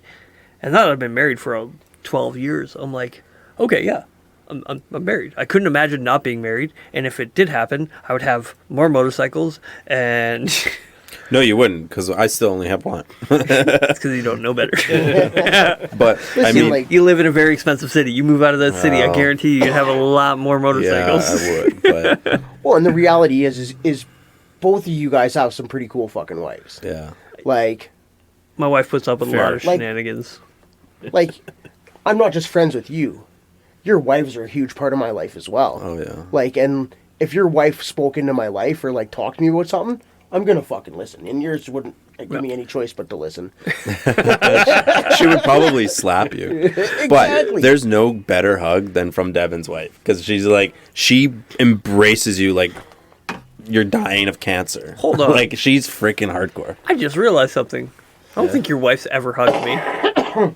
Well, that's you. It's because you're I bony. understand. I get it. It's because hugging you is like embracing a sack of antlers. That was my first. She might as fight well name. hug that.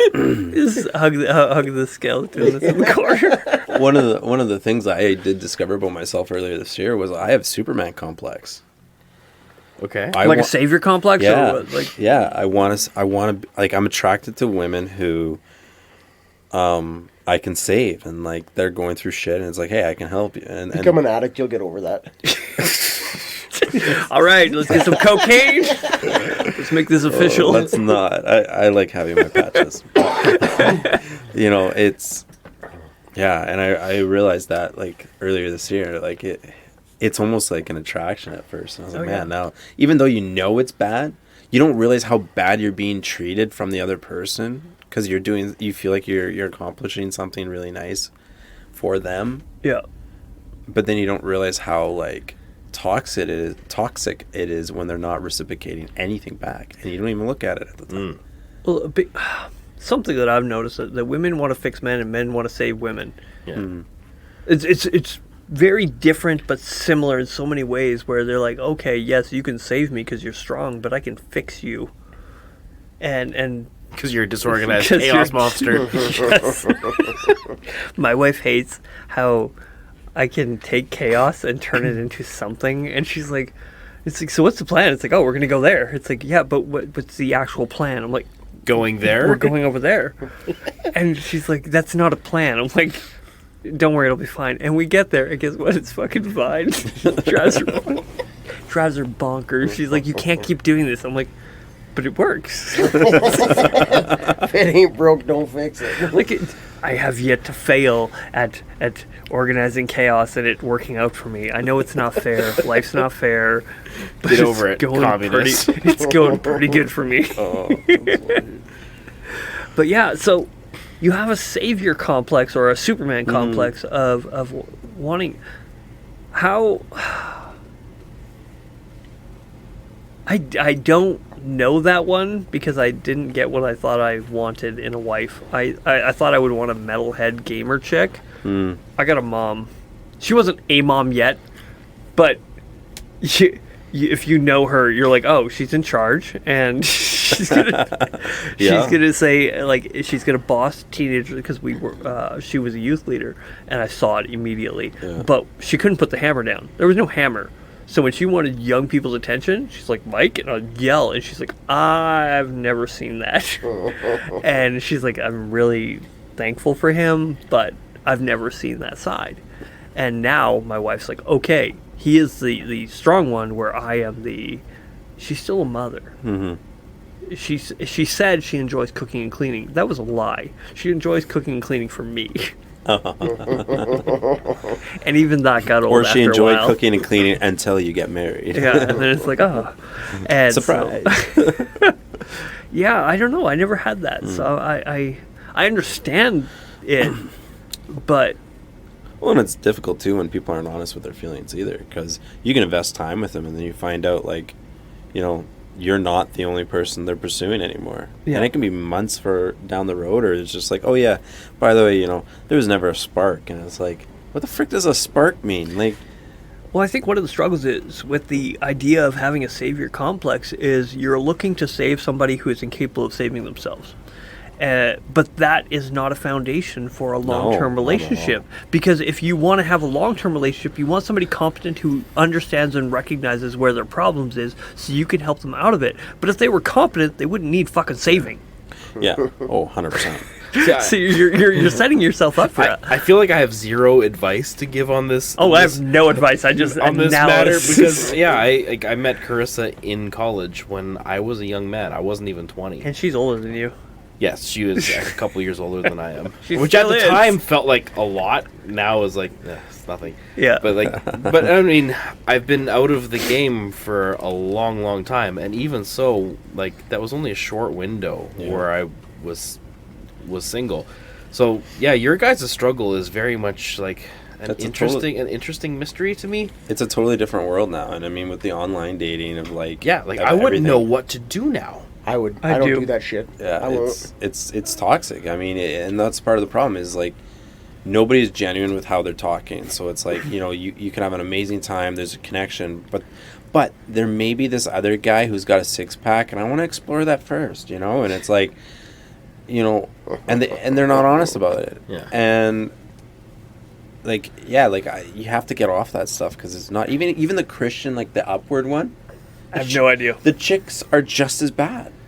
I wouldn't know. Oh yeah. And it's just like okay, so like you're Christian. Like I was supposed to see this one girl, and I was like, hey, we've actually already been on a date. Like, and so I texted her. I'm like, hey, why don't you just text me? Like you have my number. And she's like, oh yeah, hey, how's it going? Blah blah blah. And she's like, she makes a plan to go out. She never connected again. She bailed like 2 hours before the date. That's And then she's like, I really want to reschedule, and never got back. Never got Just back. ghosted. Yeah, and I'm like, wow, like that's don't be a shady person. I have a heart. I have a feeling. Like I never invested in anything because I knew like the first time it didn't work. Right? Yeah.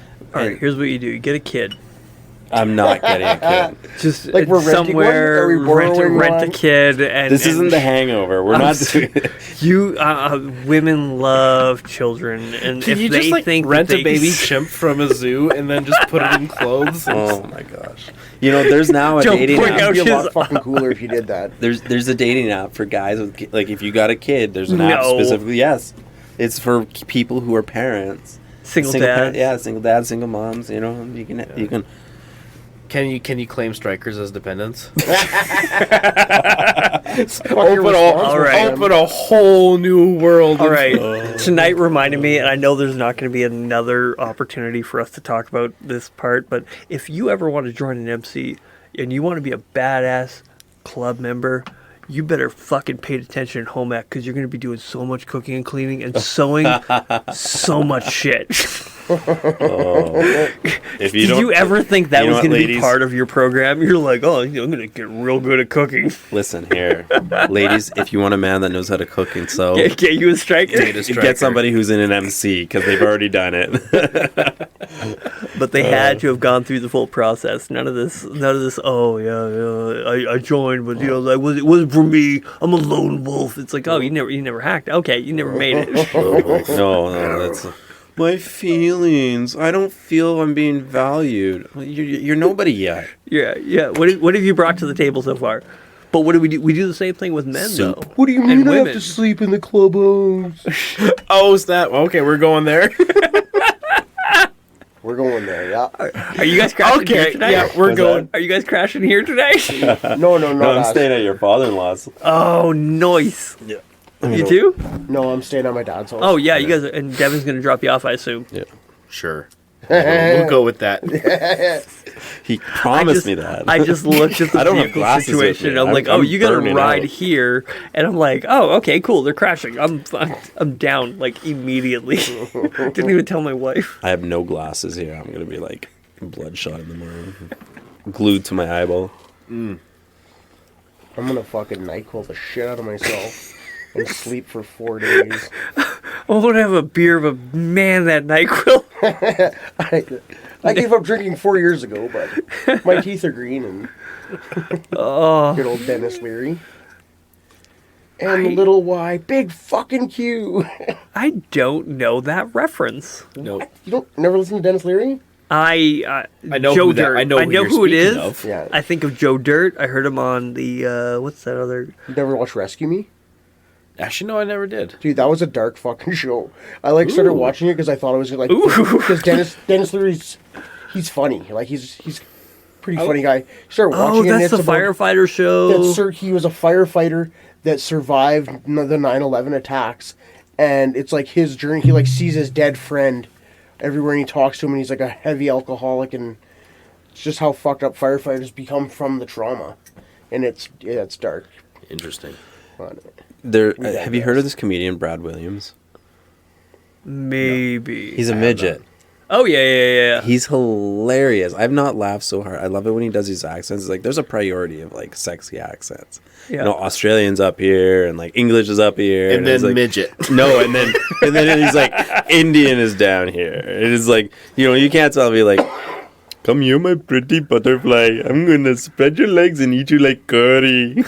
Like, you don't think I can talk dirty to you? I can talk dirty to you. Look what I can do with my tongue. Who's your customer service rep? You don't think I can be dirty? I'm going to hang up on you. Thank you. Come again. Enrique Iglesias, Fluffy, did one on that. He's like, he did his Indian thing of going to rob a bank. Yeah. He's like, did you show them the gun? It's like, yes, I showed them the gun. They, what are you doing with the computer? Oh, they thought I was IT. Enrique Iglesias, phenomenal. He is you know what? good. Russell Peters was in town.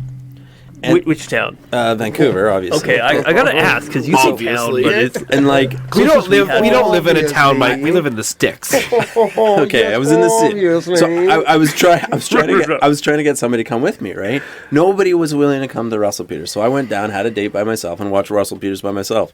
Wow, that was What? great. That's fucking sad. amazing. And he was so racist. I loved it. There was a guy not happy at all. It was just like, That's because we live in Abbotsford, yeah. and he is a brown. But it's okay, he's brown. no, it was sanctioned. Vancouver. It was like, Oh, yeah. Sanctioned. Yeah, it was if you're- sectioned. If you're brown, it's Okay, sanctioned. it Yeah. was like majority brown, but Yeah. like, you know, this black guy that was getting picked on, he did not like this. He was talking about how big his dick was. I didn't like it. I'm like, oh, I would like it. I mean, please brag to this entire crowd how big my dick is. Like, I don't know. He's probably betraying Self-hating big something. dick. It's like, mine's not big. Why do people keep Or setting up false expectations for the girl. women I date? This isn't fair. the girl nudges him beside him. It's like, so that's pretty funny. He thinks it's big. I went and saw. Who did I see? That guy with the puppets. Oh, John Dunham. Frick, that would suck. Jeff Dunham, It would yeah. suck so much being the only black guy in the world with a small penis. Wait, are we talking about Jeff Dunham or black guy with? Sorry, I'm stuck on the. He's stuck on black dick. Yeah, I'm stuck on black dick. Like, it just seems to me to be hilarious because if you're one of those people and you happen to have a sub-average size, like No, average. Don't say sub. Why do you gotta say sub-average? Why do you say average? I'm just saying, if you're white, they can kind of be forgiven and expected. If you're black, there's a standard to keep. Yeah. Hang on. It's the gold standard of dicks. I got a question for you. Yo. How many beaks do roosters have? I know where this is Two? going, but one Okay. And how many wings do they have? dose. Okay. And how many teeth does, a cat have? I have no idea. Yeah, right. You know more about black cock than you do about white pussy. I was gonna say too. I heard that one a couple days ago. Did you? Oh, I've not a never real- heard I knew what that I was one. getting into there. You got to play it out, though. Take one for the team. Right. Yeah. There you go. He's Like I'm gonna let- Just like at the beginning of the show, we said I was straight. super straight. Remember, it's a Oh lot to my take. god, he is so. So straight. yes, he is Satan. He is a white straight male. Where did we go there? That was a huge jump in logic. Who's Satan? Like, I'm not We're straight disagreeing. white males. I'm not white males disagreeing are with you. I'm just saying there's a big jump in logic.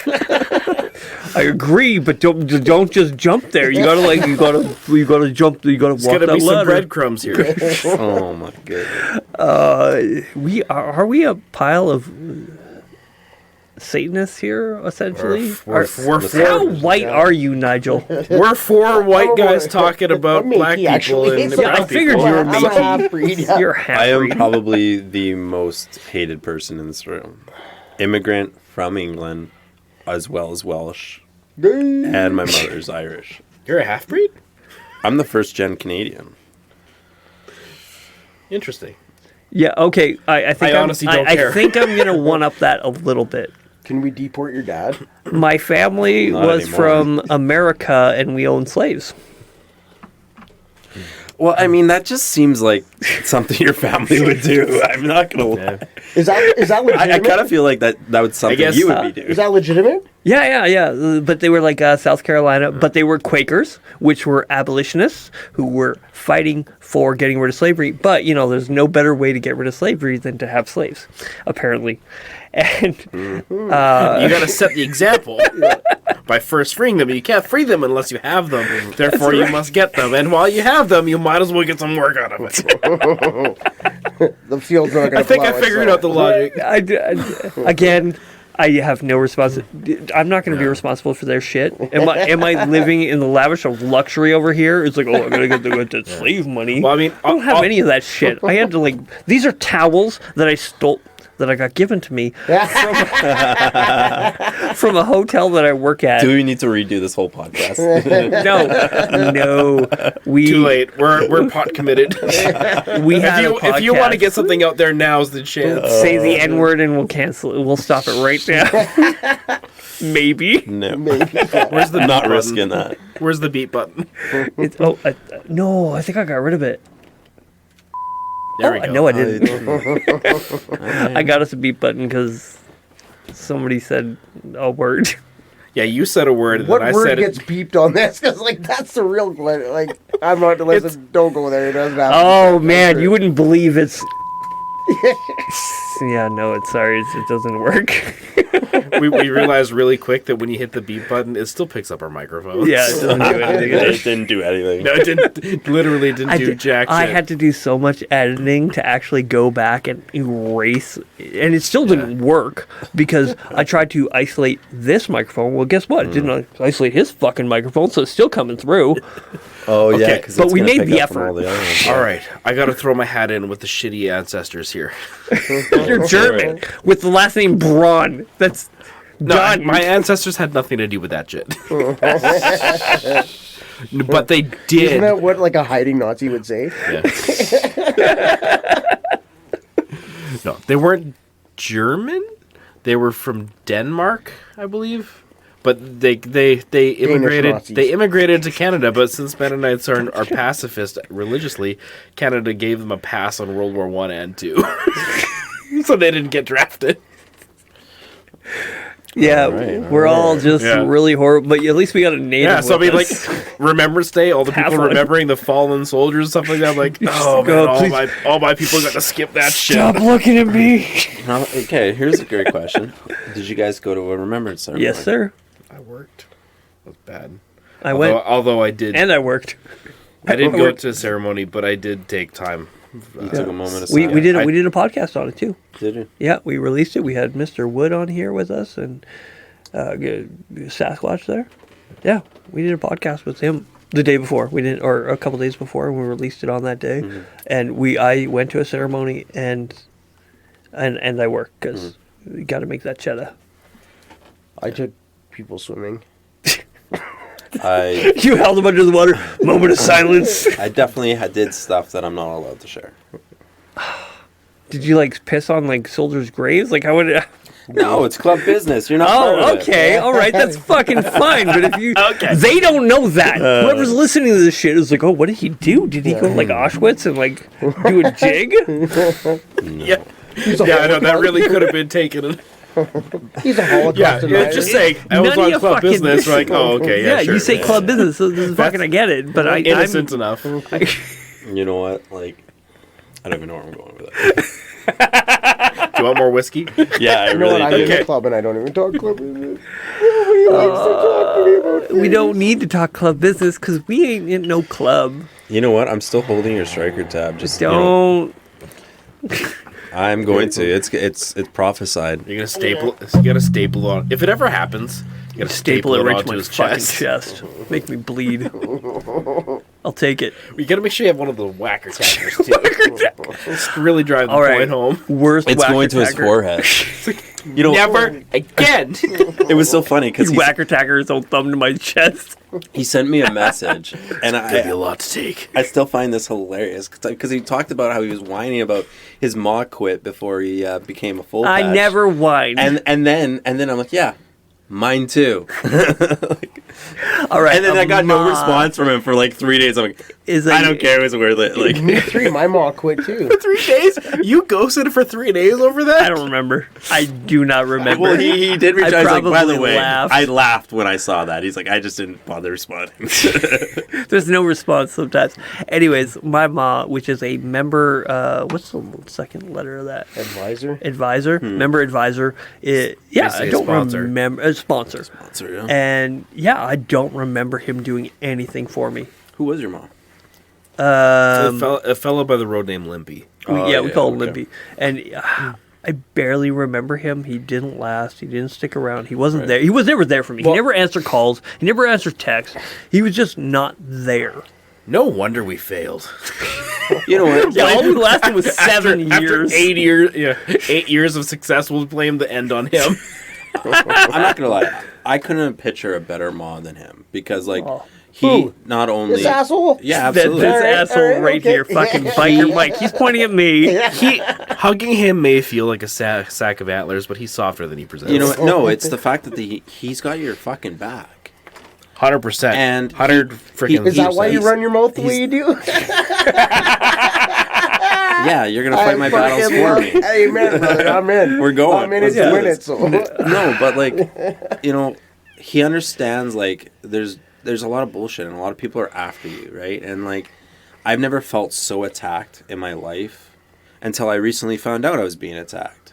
Oh yeah. And you know There's the what? shit you don't see. And that was the thing, like, you know, like, I'm thankful for the men that do have my back and do know who I am and understand that. And, like, you know, but, like, even running program and stuff, like, you know, when people were dicks to me, you're like, hey, you know what, like, Steve, like, this, I'm going to deal with this because this is above your pay grade and I feel like this is bullshit. Well, they're punching down. Sometimes it was punching down. It was Yeah. people who they didn't know you from a hole in the ground. Yeah. And they were punching down. And I don't like that. No. And you know what, And I know it's derogatory to assume that you're lower. No, you fucking are at that time. oh, absolutely. Because you For sure. weren't there. And it's like, no, you're supposed to be mentoring. You're supposed to be building these people up, and all you can do is sit there and shit on them. No, take your time. Get to know the guy. There's a difference between shitting on the person that you've told 50 million times how to do it is another thing to, like, have never know anything. Right? I mean, you know, but that was the thing, like, still, like, I knew he would always give a fair conversation. I knew if I was in the wrong, he'd come back and be like, Steve, so I want to explain how this went. And, like, and from their point of view and my point of view, and this is how it could have been better, right? And I mean, So you actually had a true liaison between I really did. the table and Yeah. yourself. There were times that Yeah. I was like, okay, you're wrong here, or Yeah. you were misunderstanding the situation, and there were times. Yeah, absolutely. Because there has to be. There's Like, still you can't be times. right all the time, because otherwise I wasn't doing my job. Yeah. I never ever experienced that running program. But like my first ma was like an amazing man. Yeah, but you learned to keep your mouth shut. Well, I knew, That's a I knew good that. lesson. Some Good guys- lesson. I knew that from the beginning. Some guys need less mothering than others. Yeah. I also Some of had us was trying to make waves, though, you know? 2 years of incarceration that helps you learn to shut your mouth Yeah. and not Fair talk enough. about things you shouldn't Fair talk enough. about. Yeah. Because in there, it'll get you stabbed. At least in the MC community, like, at least the most, like, in our club. And you get a little talking to at first, and it escalates from there, obviously. But, like, there's some serious repercussions in that life. Oh, yeah. Not that, like, I ever lived a serious gangster life or anything, but, like, even in jail. You do have a face tattoo, though. You do have a face tattoo like that. Avengers. Speaks. Avengers Unite! But yeah, there is a certain level of having somebody that got your back and fighting for you. I hate to pat my own back and to my own horn, but yeah, I fought for Devin. I fought for other people. I fought for people because I'm like, no, they're not here. I'm gonna fucking fight for them, even if they're fucking wrong. And sometimes I'll be like, And sometimes that puts you in the crosshairs. And it puts yeah. it did Yeah. it did a few times put me in a point where I'm like, okay, time to eat shit. Yeah. But I I'm would gonna eat say shit. I would say you're probably a way better sponsor than I ever was. I don't necessarily know if that's just an intrinsic characteristic, but like I wasn't always. There were some people I didn't have to babysit. Why? Why do you say that? Why do you feel like you were not a better sponsor? well, I mean, for one, the situations were slightly different. Most of my sponsorees were actually as a whole charter. It's like I didn't really get much for one-on-one interaction as much as it was just kind of overseeing that whole enterprise get off ship. So I never really figured out how to have that one-on-one relationship with my sponsor or with my sponsoree. And I think Mike was just better at it. Like, Yeah, but there were some people I just didn't need to. yeah. Like, what's Zach's road name now? Needles. Needles. All right, so Needles, he No, he but didn't need it. I know he didn't need it. I'm not actually talking about him. Like I'm just saying, Like, for but the amount of guys that I've had, like, okay, comparison's sake, I haven't had nearly as many people as you under me. I don't know. Maybe that was it. Maybe it was just like the diminishing returns of having too much to look over. Yeah, but But- like outside of like a mall relationship, like the relationship that like we have, like that was, well, I can fucking talk to you about anything, and like you walked through a lot of shit with me, right? Like and Mike included, but like what we had, Well, like even, that, even that Steven here, like, he walked with you through shit. it seemed easier with people that I wasn't sponsored. To be honest, it seemed like I don't know. I ain't I don't know responsible what for it your is. shit. It's like as soon as somebody was like, "Hey, you're this guy's mom," I'm like, "Oh frick, I'm never gonna talk to him now." I actually, You ruined it. I did fight for Steven too. You don't know it, but when it came time for choosing your advisor, yeah, I was like, no, I want Steven. And then it's like, oh, I kind of want Steven. I'm like, I said it first. I don't know what it was, but I knew the story. I barely remember it, but I remember being like, no, I want Steven. Yeah. How did I end up with John? How did that come about? I think Because it was. I've never had this okay. conversation. I think if I remember correctly, that we were was looking that was to have, decided on that super rainy trip that we just took to Mackenzie. Yes, but at the same time, That was a shitty at the trip. time, we were trying to find people that best suited, while simultaneously didn't have the echo chamber effect. Didn't just have somebody from in-house all the time. We needed to have a diverse. We needed an in-house, like people that were involved, inner circle. Close-ish. And then other ones were like, no, this guy's good. He's going to be fine. Put him with this guy. He's really, their characters, they clash enough to grow, but simultaneously they're going to do well for each other. I think that's the best way of putting it. Yeah. It was weird. Do you almost think it maybe would have been better if it was like, now you're bringing the guy friggin' in here, you look after him? It would have been. I almost feel like we It would have been. tried too hard and overthought everything. You think that yeah, but you wouldn't have nearly the growth then either, because people are like, I'm not fucking bringing anybody in. You know what though? Like, there's certain guys Maybe that have that'd be better. some really soft Maybe. maws, right? And it's just like, man, like, I think people who are very timid need a little bit more push. And so when Yeah. you put them with a soft maw, and it's like, man, this guy's not going to succeed like this. Like, Yeah. you know, like we have a guy who's very, you know, an amazing guy, but he's very soft. Yeah. And now he's his mom, and it's just like, he loves it. He loves having these conversations with him. He's like, I'm learning so much. I love just being able to actually having somebody to talk to. Well, I actually answer the phone on like some. Others. I'm not saying any of you guys, but like, Well, I know, obviously not. like, But it's a challenge. It is. dude, and that sucks. Like, I can speak to it in my experience running my program. Like, John was a great guy, and he's fucking busy. He's a full-time pastor, full-time fucking farmer, full-time father.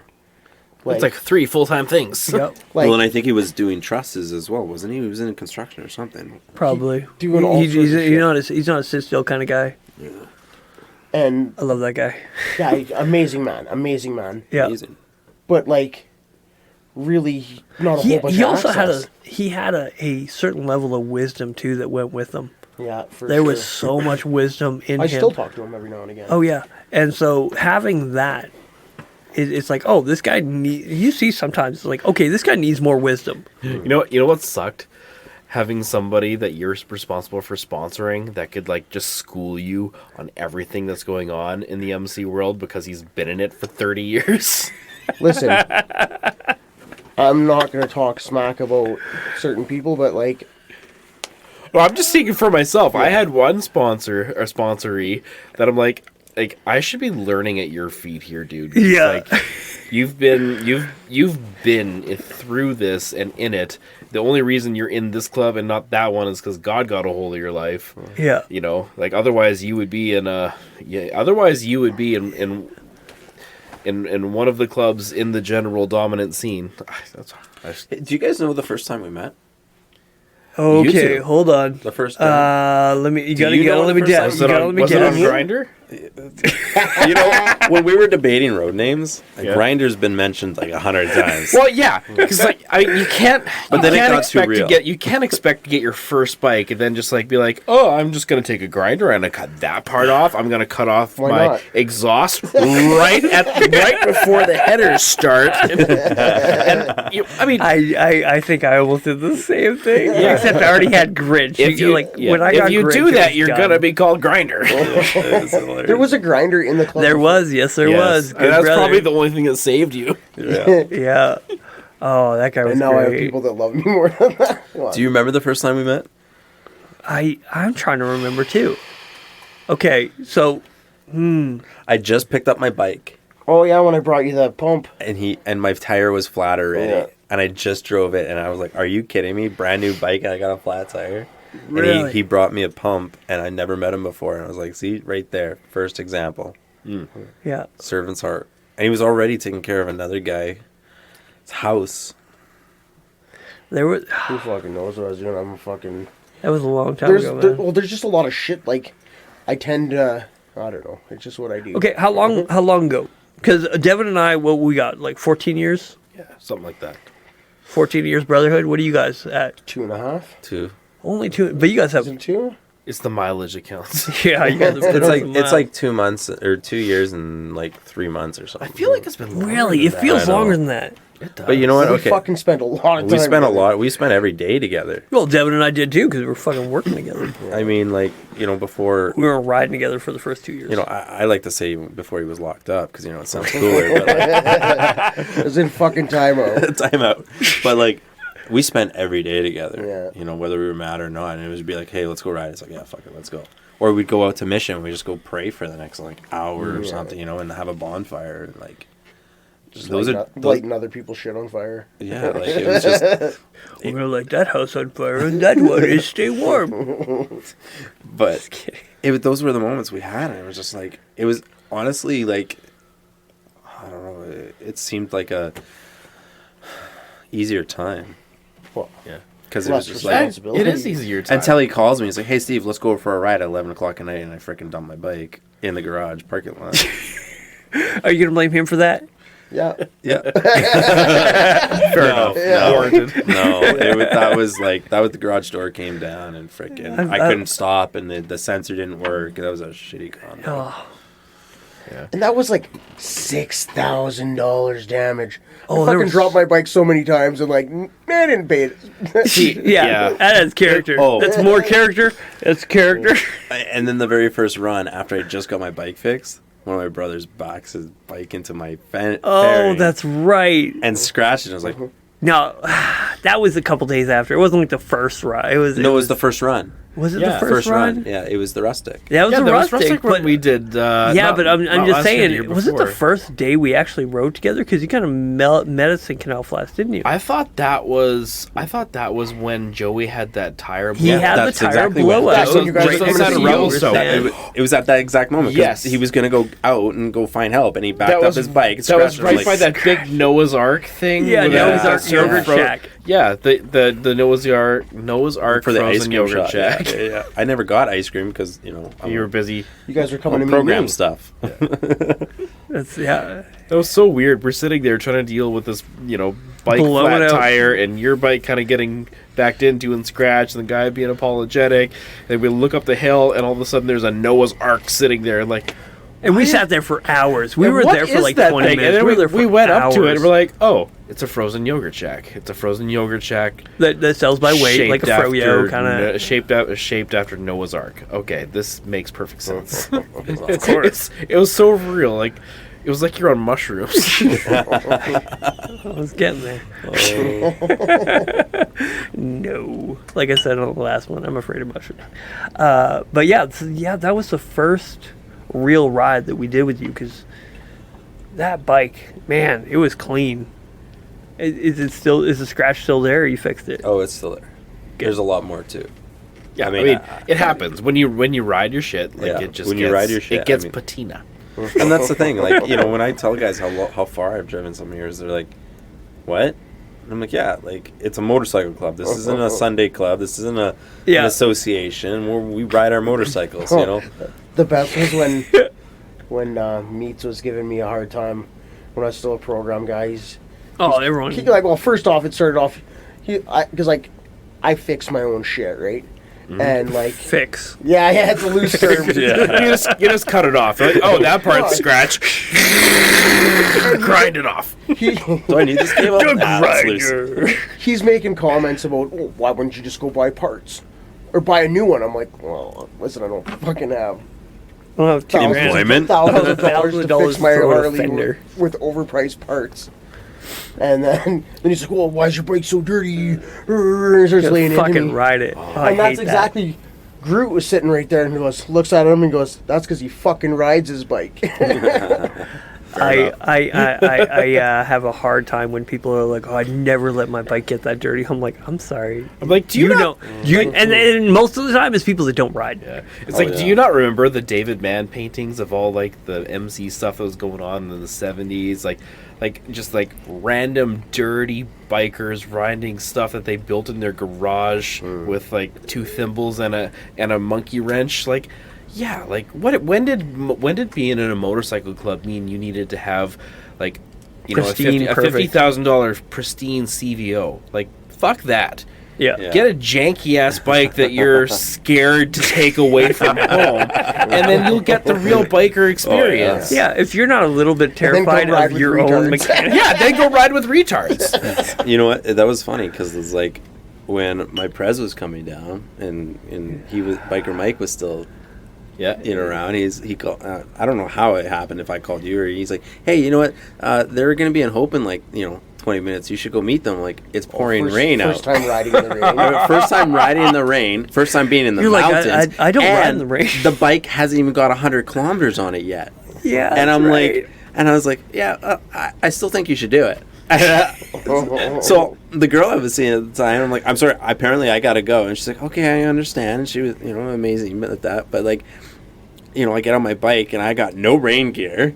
I literally throw on like Carhartt pants and like my full face helmet and I just start driving That's out there. the shit right there. That's To it. this day, That's I have not it. spent $1 on rain gear. No? Not one. I'm like, That's more. That's more than I can say. if it's more rain than my chaps will handle, then I'm just gonna be soaked. Yeah. Oh, yeah, absolutely. I got there. I mean, thank the Lord they let me like sit inside and warm up with like 5 cups of coffee. Oh. But Yeah, I remember that was your. I'm like, hey, you got your P coming to town, fucking meet him. See, that's what I'm talking about though. Like that's a good sponsor right there. I'd be like, There you nah, go. I still think you should go. I was terrified. I'm not gonna Like- lie. There's Oh, still, yeah. There's still pictures in the clubhouse of that night. Was there? Yeah, when Oh, you got yeah, your- yeah. You got your flashers that I got night. my flashers that day. And That's do right. you okay? I don't know if it would have made a difference, but do you think you would have appreciated them more without that Without the hardship? experience, the hardship, the suffering that goes along with I it? think I wouldn't be able to give the guys as hard of a time if I hadn't experienced that. That's right. Because constant thing I hear is I don't ride in the rain. It's like then go away. Yeah. Then you So don't when the ride. fuck do you Then ride? you don't fucking That's true. ride. If you don't ride in the rain, you don't ride. Right? There was this one time Because we had rains. this guy. And now I this ride in guy- the rain all the time. And I mean, I got even a snow tire on my bike. It's just a ride in the rain. Are you seriously? I do. Yeah, he's dark side. I'm dark side. Dark Oh, side with a sweet. snow tire. Legit. I tell you, like when I had the dark side on Rosie, like that thing had a freaking phenomenal wet weather grip. Oh yeah, Yeah. She stops, she goes. She don't do great in the turns. Oh yeah. But I mean, I'll go back to that's you learn through this shit, right? So like, I'll go back to a motorcycle tire in the summer. You have to, because that thing's gonna fucking melt if it's a winter. You said a winter tire? It is, yeah. Yeah. It's a silicone-based rubber as opposed to a. It's M plus S plus mountains. Yeah. So it's a winter tire. It'll be great. It'll be great for the season. And you know what? It's stiffer in the winter than it is in the summer. So Yeah. it doesn't roll great, but. No, but it's a silicone base. So But you could tell. I mean, even Nigel was pointing out when we were in Saskatchewan, he's like, you can't take that corner very well. I'm like, no, you're right. 130 is not fast enough. Like, yeah. He's a pussy. But You gotta get him mad. But you gotta get him because- mad. Oh, I yeah. found you Because get of me that- mad, I ride hard. I found when I was running car tire, I found they handled better the harder you were on it. Yeah. You have to. You have to power you into him. need you need that speed to make it bend. Yeah. And then it'll take the corner, it'll take it on rails. But if you're just kind of slowly going through a corner, it just wants to teeter on that. But what he's on that edge. What he's talking about is when I'm when I'm in a bad mood, I'm cutting people off. I'm not even freaking putting hand signals up. I'm kicking my leg out. Like, go. Yeah, he's way more fun to ride with. Not that I don't love riding I'm with less him, but safe. But there you is ride like something me to be then. said. There is something to be said for these guys that when they ride a motorcycle, if you try and rip on a guy but you've never done it, it's different, right? Yeah. You can't say, oh, you don't. If you don't ride in the rain, you don't ride, and then you don't ride in the rain. You can't say that. You're just talking shit because you heard somebody else say it. Who did you cut your teeth with when you were figuring out how to like fucking ride? Like really fucking like that's where you really got it. When you finally clicked and you're like, okay, now I'm riding MC. Well, Nigel. riding my janky ass V-Star, right? Yeah. Like, basically, you're this bike's screaming with every ounce of its power to try to keep up with guys. And when I stepped onto a bigger bike, I was like, holy fuck. And it just like, it changed my riding because now I'm not like walking this thin line. Like, because that bike was like, listen, I probably should have died multiple times. Like coming back from the ferry, you're in a corner and we're taking a corner at 140 and that bike goes, and it's an older Yamaha, that ass, and she dances sometimes. And I've had to pucker my asshole, but you just throttle through it, right? But once I had a bike that, like, the road glides ride so fucking nice. Like, it just... When I was coming back with clicks, actually, and I was riding Stretch's bike, and that feeling of, like, we hit the Pine Pass, and locking into a corner at 140 with a guy, that, like... I don't know how many of you guys, if anybody knows Clicks here, but he's kind of a Mr. Magoo. Like, I love him to death, but he's a Mr. Magoo. Yeah, you got to be real alert riding next to him. Because he'll zone out. Like, he's yeah. solid. He's solid in a straight line, but if he zones, you're... But you get him in the zone, and you're cutting corners, and you're just... That feeling, I felt like I was a fighter pilot. You just lock in and you're like both like whoa, shooting through these corners that like 140 is your rubber's biting. Yeah. And just that feeling, that changed my life. Yeah. And then that's when like, because I really, listen, I felt like by wanting a better bike, I was being greedy because the Lord had already blessed me with this bike and I was really grateful for what I had. And it was me. Right, like I customized that bike. I chopped it. I know the history. I freaking love choppers, but choppers are not bar-to-bar bikes. No, they're not something you're like, I'm gonna ride like a fucking asshole. You're like, no, I'm gonna do my best. This is the janky death trap, and if you see me home at the end of the day, count it a good one. All right. So Nigel, you were half on. You were clicks most like was where you really cut your teeth. Like that was just like it was that one instance when like I had that feeling of riding a better bike. Yeah. And like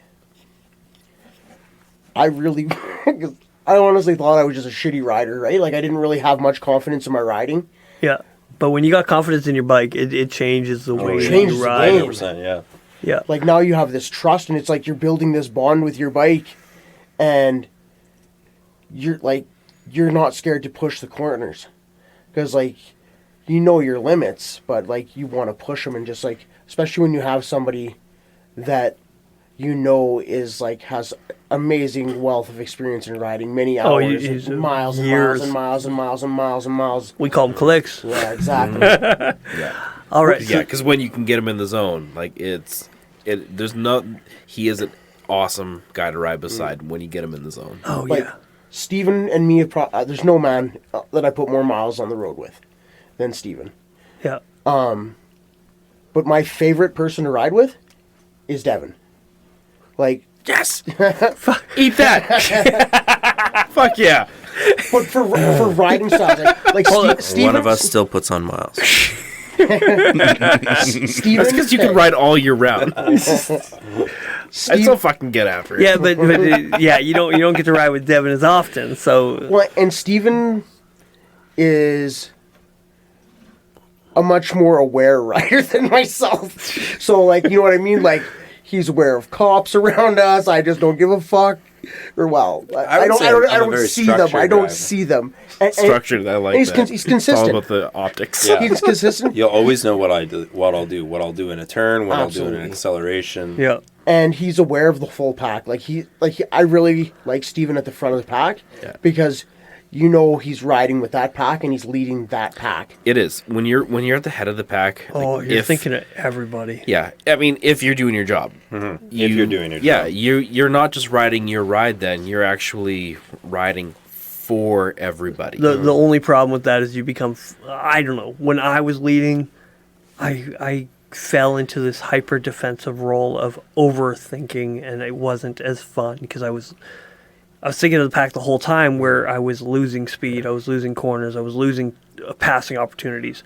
So it was, I don't know, I felt like I didn't do as good a job at the lead because I couldn't stop thinking about the rest of the pack. But I mean, sometimes you I push quite the liked pack it. by doing that. I mean, so if you ride aggressively and you do your takeoffs by 4, and everybody's aware of that. Yeah, You can this still is do before it. the takeoffs by 4. And you have to you have to push people. I mean, like when my brother went down this summer, Carl came out, only freaking guy came out on the bike and got me, and I didn't want to ride after that. We just went through a hailstorm in Calgary. It was pissing and hailing, and I'm shaking and soaking wet, and he's pushing me, and we're riding, and I'm like, I'm going the speed limit. He's like, no, we're going faster. And so he's pushing me, and he's pushing me, and he's pushing me. That's just moose. And I was just like, and we got back, and I'm like, man, I appreciate you because you pushed me to the point where I wanted to just put my bike in the back of that trailer. Yeah. You know, I just watched my brother go down in a hailstorm. Like, he was riding right beside me. Yeah. I didn't want to go. But, like, if you weren't here to ride back with me, My only worry was, I love Carl a lot, but I don't know if he was consciously doing that. He was just fucking being Carl. oh, no, he said he was doing it. Oh, yeah? Yeah, Oh, yeah. he could tell. That is Carl. That is Carl. That is Yeah. Carl. Yeah. Yes, 100%. I know that it's Carl, but I'm not sure if he was like, this guy needs to be pushed, or Well, no, but We're gonna he go thinks fast. that about everything all the time. But, I mean, like, I enjoy leading the pack because, yeah, like, sometimes we got to ride like a freaking MC.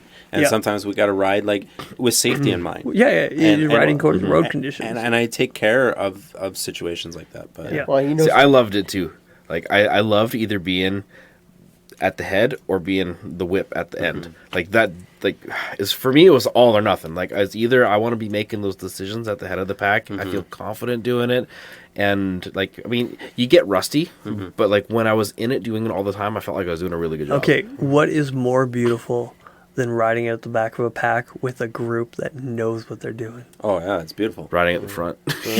But No, riding at the front, you don't see that shit. You don't see it. you know what, though? But when you're at the back and you're seeing it, you're like, there are this is bad tail gunners, gold. though. There yes, are. There are. And it's like like Nigel loved the back because he's like, I feel like I've been protecting everybody in front of me. Yeah. You know, and that's the thing. Like, your job is to protect the people in front of you. Yeah. And so when we go to need to lane change, you better be in that lane blocking people so we can Yeah. get over. Yeah. And there's so many guys who don't do that. Especially when you're down in a metropolitan area where you yeah. have multiple lanes and lots of traffic. You actually need a very good tail gunner. I was thinking, like, it'd be fantastic, like for a pack ride, to get a cardo set up between the front and the back, so you could actually that like would've been great. talk and be like, all right, I want to be changing 3 lanes here. Like, let's get you over and make a pocket. Being able to do that would actually be pretty sick. All right, I am worried this is getting a little too esoteric. Sure. So, who did you cut your teeth with? Like, who was the guy you were riding with that really he was like the one who made you the rider that you are today? Steven. I guess You know, I have to say it. that's a tough one. The most memorable was when you're soaking wet, like that. The first day that I went down to meet the Prez, Yeah. and I guess at the time was he West Canada boss? I think. Would it be Clicks? Yeah. Yeah. he Yeah, was. yeah, it would Yeah, have it been. would have been. And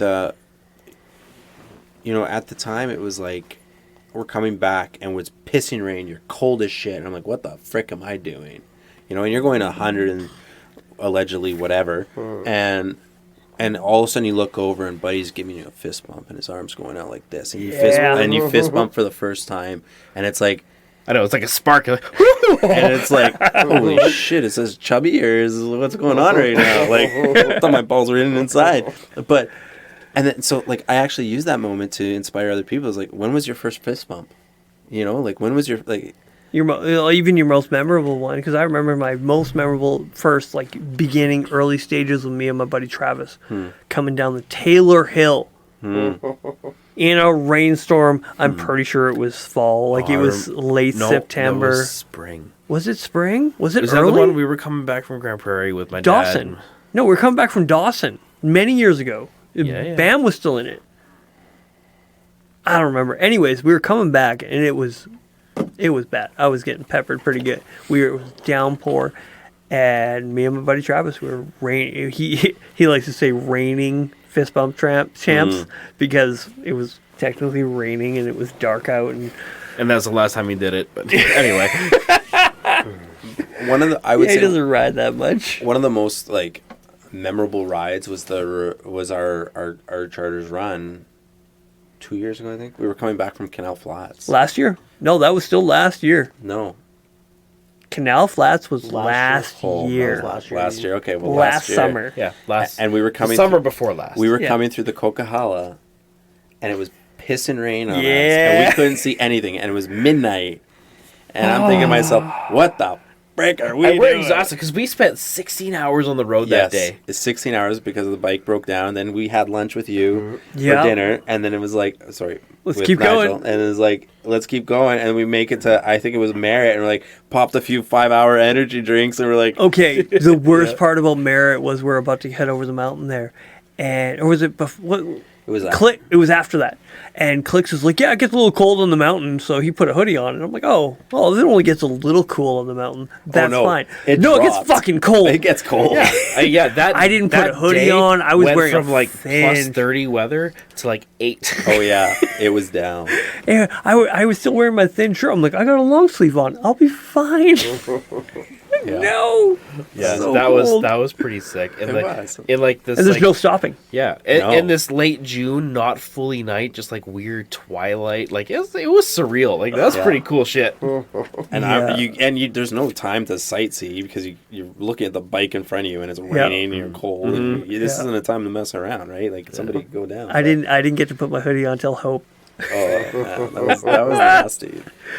Yeah, But I was but I like, loved it. time I to mean- gear out. But the memories, right? That's exactly it. It's hardcore memories. It's like it sucked, but it's like you Listen, did something you that don't- other people You don't didn't. slow down and you don't stop. No. Yeah. Like, it's just whether you're scared or you're not having a good time. It's like it doesn't matter. No. Yeah. Like those are the best. You push times. through it. Yeah. Yeah. All right, Grinch, cut your teeth. Oh, you kickstand. I'm sorry, but you were the reason that not the reason. I'm sorry. I've always wanted to ride motorcycle. Yeah. And you and your father said, "Hey, you want to ride motorcycle?" I'm like, "Oh yeah, I want to," but and I always had excuses because I'm poor, or that's my excuse of I'm poor. It's like, no, we'll give you a bike to learn on, and it was like, okay, no more excuses. Here you go. Here's a bike to use. Not a bike. You were giving me a bike. You were giving me a bike to use, and then it turned into, we don't need this fucking bike. We're going to sell it to you for a song.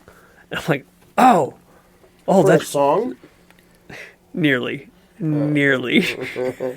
regret that. He's a terrible singer.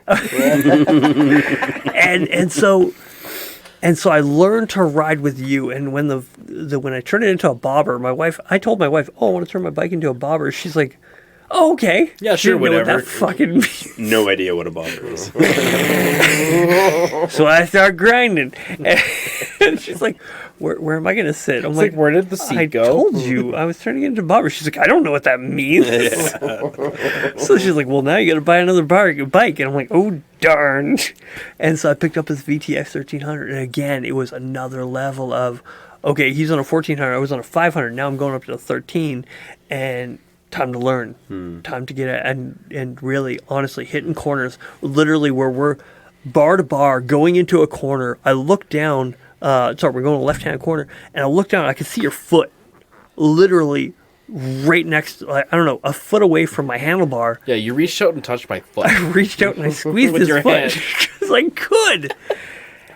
We got back That up, was and you were surreal. like, did you just grab my foot? Because it's a weird thing. And then we got to ride down south during one of the poker runs when these boys wanted to test our iron and see if we were actually going to ride. And we're like, no, this is it.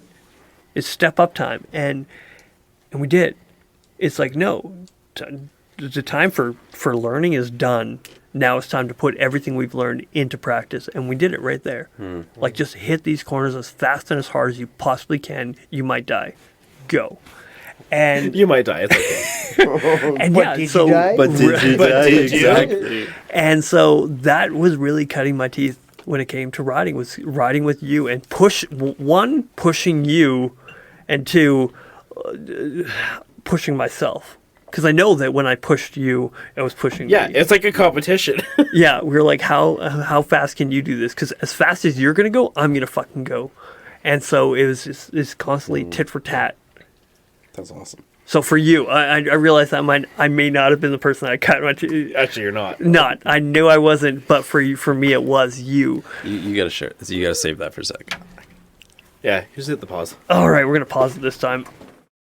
Okay, so I cut my teeth in Grand Prairie with a bunch of sketchy ass dudes that were Travis's friends. I missed that ride. I was busy that day. You missed that ride. Before that, like, my experience with all this was very theoretical, to put it mildly. Yeah. And then we meet up with these guys. We're going on this big long poker run. It's small, so it's a long distance wise, but small as far as people. And these guys were just batshit crazy. And they were half cut before they got there. Picked up, another couple sacks of beer at the first poker stop, and we're drinking it in between stops. Hey, wait, Bubbles was on that one. No, he wasn't. No? No, he wasn't there that Oh, I was thinking that different No. one then. No, and this was back when we just had cookies. Like when Oh. we were, like, there was no club up here yet. This was just Yeah. us exploring the milieu of the scene. And my dad and I were the only ones there from our crew. And we were just new to this whole riding side by side things, trying to figure it out. And we just made this pact, like, whatever goes on, like, we're going to hold our own. And so these guys, drunk off their asses, are riding like absolute assholes all through Grand Prairie and around the surrounding area for this poker run. And my dad and I we tried to be cool, like, just be cool, but do everything that they're doing, just make it look effortless. Yeah. Like, that was the goal. Like, let's just make it look effortless, even though inside we're like, our hearts are racing. Oh shit, oh shit. What are we doing? I've never shit, done that balls. before. Okay, I guess that's what we're doing. But we stayed, like, within a bike length of these guys, and Dad and I just side by side the whole time, moving in tandem. Hey, your dad don't do that no more. He's like, you boys go be crazy. Yeah, he's like, I'm done with that. So we get to a stop sign before the final stop for the run, and these guys look back, and the one guy goes, "You," he pointed at me. He's like, "You're fucking crazy." And he pointed at my dad. He's like, "You're you're just as fucking crazy because we've been trying to lose you guys all day. Fucking A. Awesome. And then we went to the next place and just had a great time together. But yeah, like they were like, yeah, I don't know, these Christian losers. Like, let's at least ditch them, Yeah. or make them regret showing up here. That's awesome. Yeah, that was the day. That was like, the cut in your after that, teeth. I'm like, okay, I can do this. Yeah. You know, and like the first time I actually rode with like a real Dom member, and he decided to pull the pin and ride, I was like, oh, I've done this before with a bunch of drunk, sketchy ass dudes. Like, okay, I'm pretty sure I was there for that I one. trust this guy more than them, so this is okay. See, Yeah. you know, that part sucks where in being in the Lower Mainland, you're not allowed to ride at these runs anymore because, like, you're being followed the whole time. And they'll be right in there signing tickets. Yeah, we got it was cowboy. A little more cowboy back in our day. Mm-hmm. Which is a strange thing to say in the MC community because... Well, I mean, when everything's getting bared down on you and everything is facing so much scrutiny, Yeah. it's like it's just not worth it to push the envelope. Yeah. Oh, yes, it is. I mean, time and place though, right? Yeah. Time No. When you're under the microscope... Says the guy who's got his bike impounded. What? I paid a lot. Again? Not again.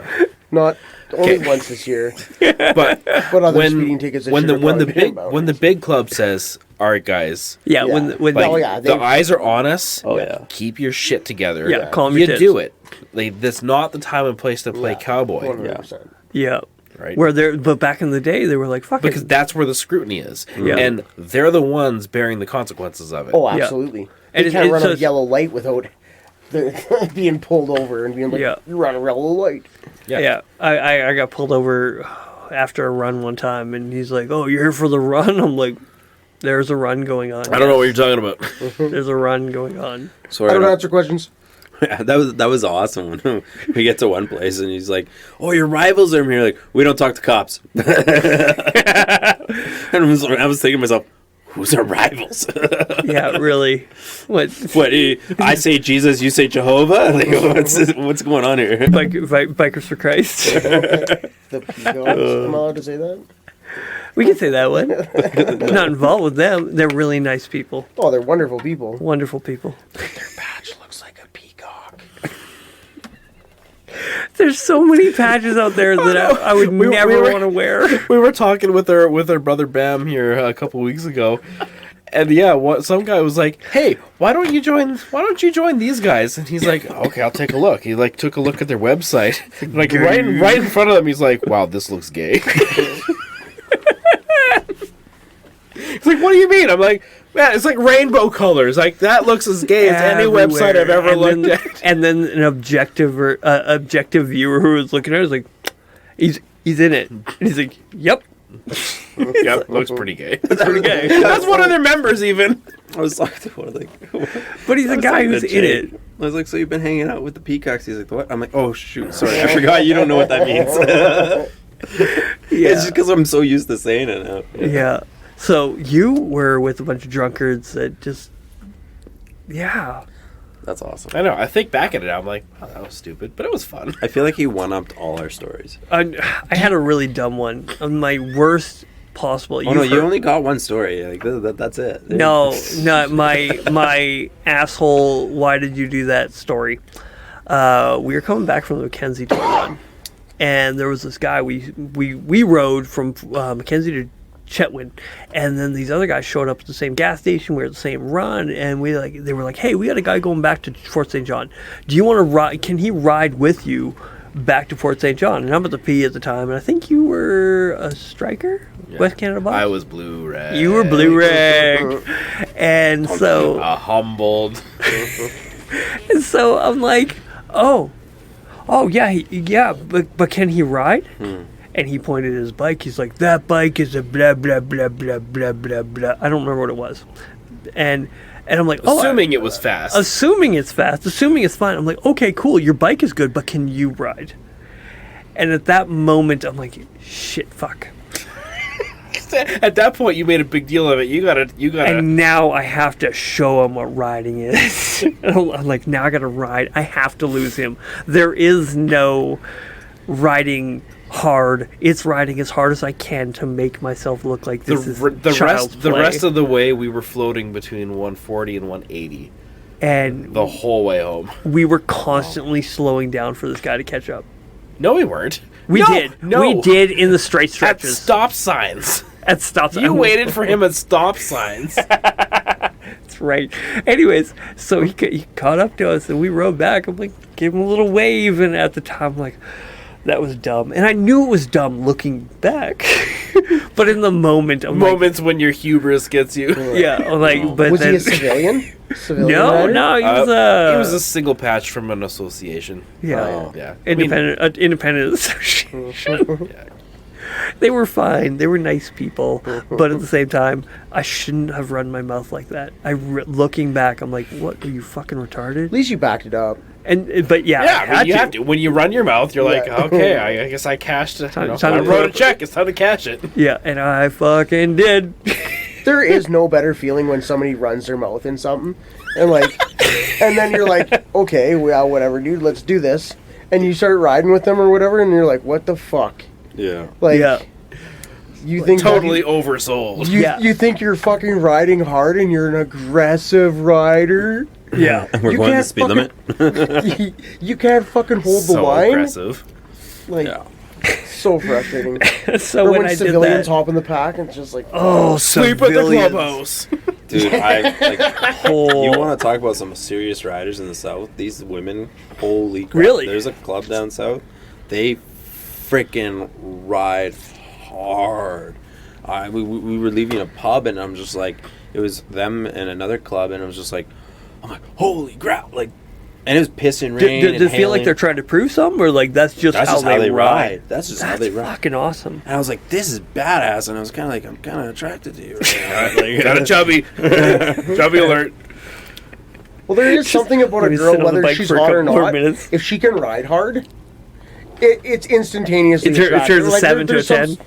Well, exactly. Well, Or it turns a 4 12. into a 6 real quick. I mean, Listen, You know- like, I'm not exactly a 5 myself, so I'll fucking take what I'll get. If I were, 4.9, I mean, I'd be an 8 with the mask. Listen, I'm a 10 till I take my helmet off. Yeah. I get that one because I got the bubble shield. And everyone's like, oh, there's some. I know. You're like, mystique to oh, it. it's a man of mystery in there. And then take it off. It's just fucking me. was that Martian from the Jetsons? Hey, you guys. Hey, you guys. Yeah, exactly. Go from sexy to that real quick. Yeah, I'm just sitting there goofing out like a retard. It's like, oh, mystery. All right, guys. It's late. It We is should wrap fucking this late. up. I got a busy day tomorrow. Are you guys driving back? You have a busy day? We have 14 hours on the road. Oh, I'm whoa, sorry. whoa, You have what's to this take weed turns bullshit? sleeping. I'm sorry. We have to take turns sleeping. Are you serious? Are you gonna let him drive again? No, I'm staying behind. I don't trust. Oh, you're staying here? I'm staying till Tuesday. Nice. Yay. Okay. Hey. Perfect. Oh, can we record tomorrow? I cannot. I cannot. You blew your load here. Yeah, it was either tonight or not. However, if I don't get you a chance to see Carissa before you leave, she will actually murder me. So. Yeah, she was like, "Should I stick around? I want to hug these guys before they leave." And like, "Oh, they're gonna be a few minutes," and that was enough. You were only worth 5 minutes. It would have been different. Like Maybe it there was may a have been kid 20. falling asleep in the Oh, truck. yeah. It's like, yeah. It's already after Yeah. midnight. It is a lot later than I thought it was. We're looking at 3:21, and I've got a busy day, and you got to drive home. And I don't know how to count, so I can't read numbers. See, ignorance is bliss. Absolutely. any final words? You guys want to plug yourselves? Plug your TV shows? Sorry, I listened to Don't too do much drugs. Stay in school. do drugs in school. Don't talk Because to you cops. may fucking end up looking like Don't trust cops. There we go. Yeah. If there's anything that we've learned from this whole thing is don't trust cops. Yeah, thank you, Steven. Thank you, Nigel. It was so much fun having you guys on. This is a great experiment, too. We've never done 4 people. We've never had a foursome. So I glad I had got to puppy say cherry. it. You had to just make the I joke because I had was to. gonna. You were going to. So, Yeah, thanks, guys. I really do appreciate it. Hope you guys had fun.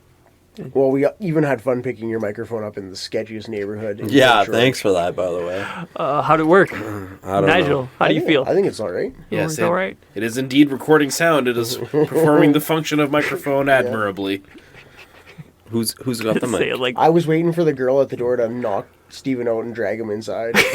Oh, she was. I into thought it was a shotgun and we are going to She have was a wedding. into you, but- eh? I was like, Well, first off, apparently she told you cash only, and I'm like, somebody forgot to tell me that message. yeah. I tried to send you a message and nothing was going through. That's Sure, that's how it Anyways, Show me the that, message. She will take payment in pleasuring because you are a handsome individual. just check a You pose, could've take a got it for picture. free, yeah. You got a picture of your feet on you? Listen, I'm straight, but I'm not that straight. Oh, that bad, eh? Like, all right, here's a picture of my feet. Take it and walk away. Take it and go. Here's my OnlyFans, beardsonly.com. So with that, God bless. Don't be a dick. Too late.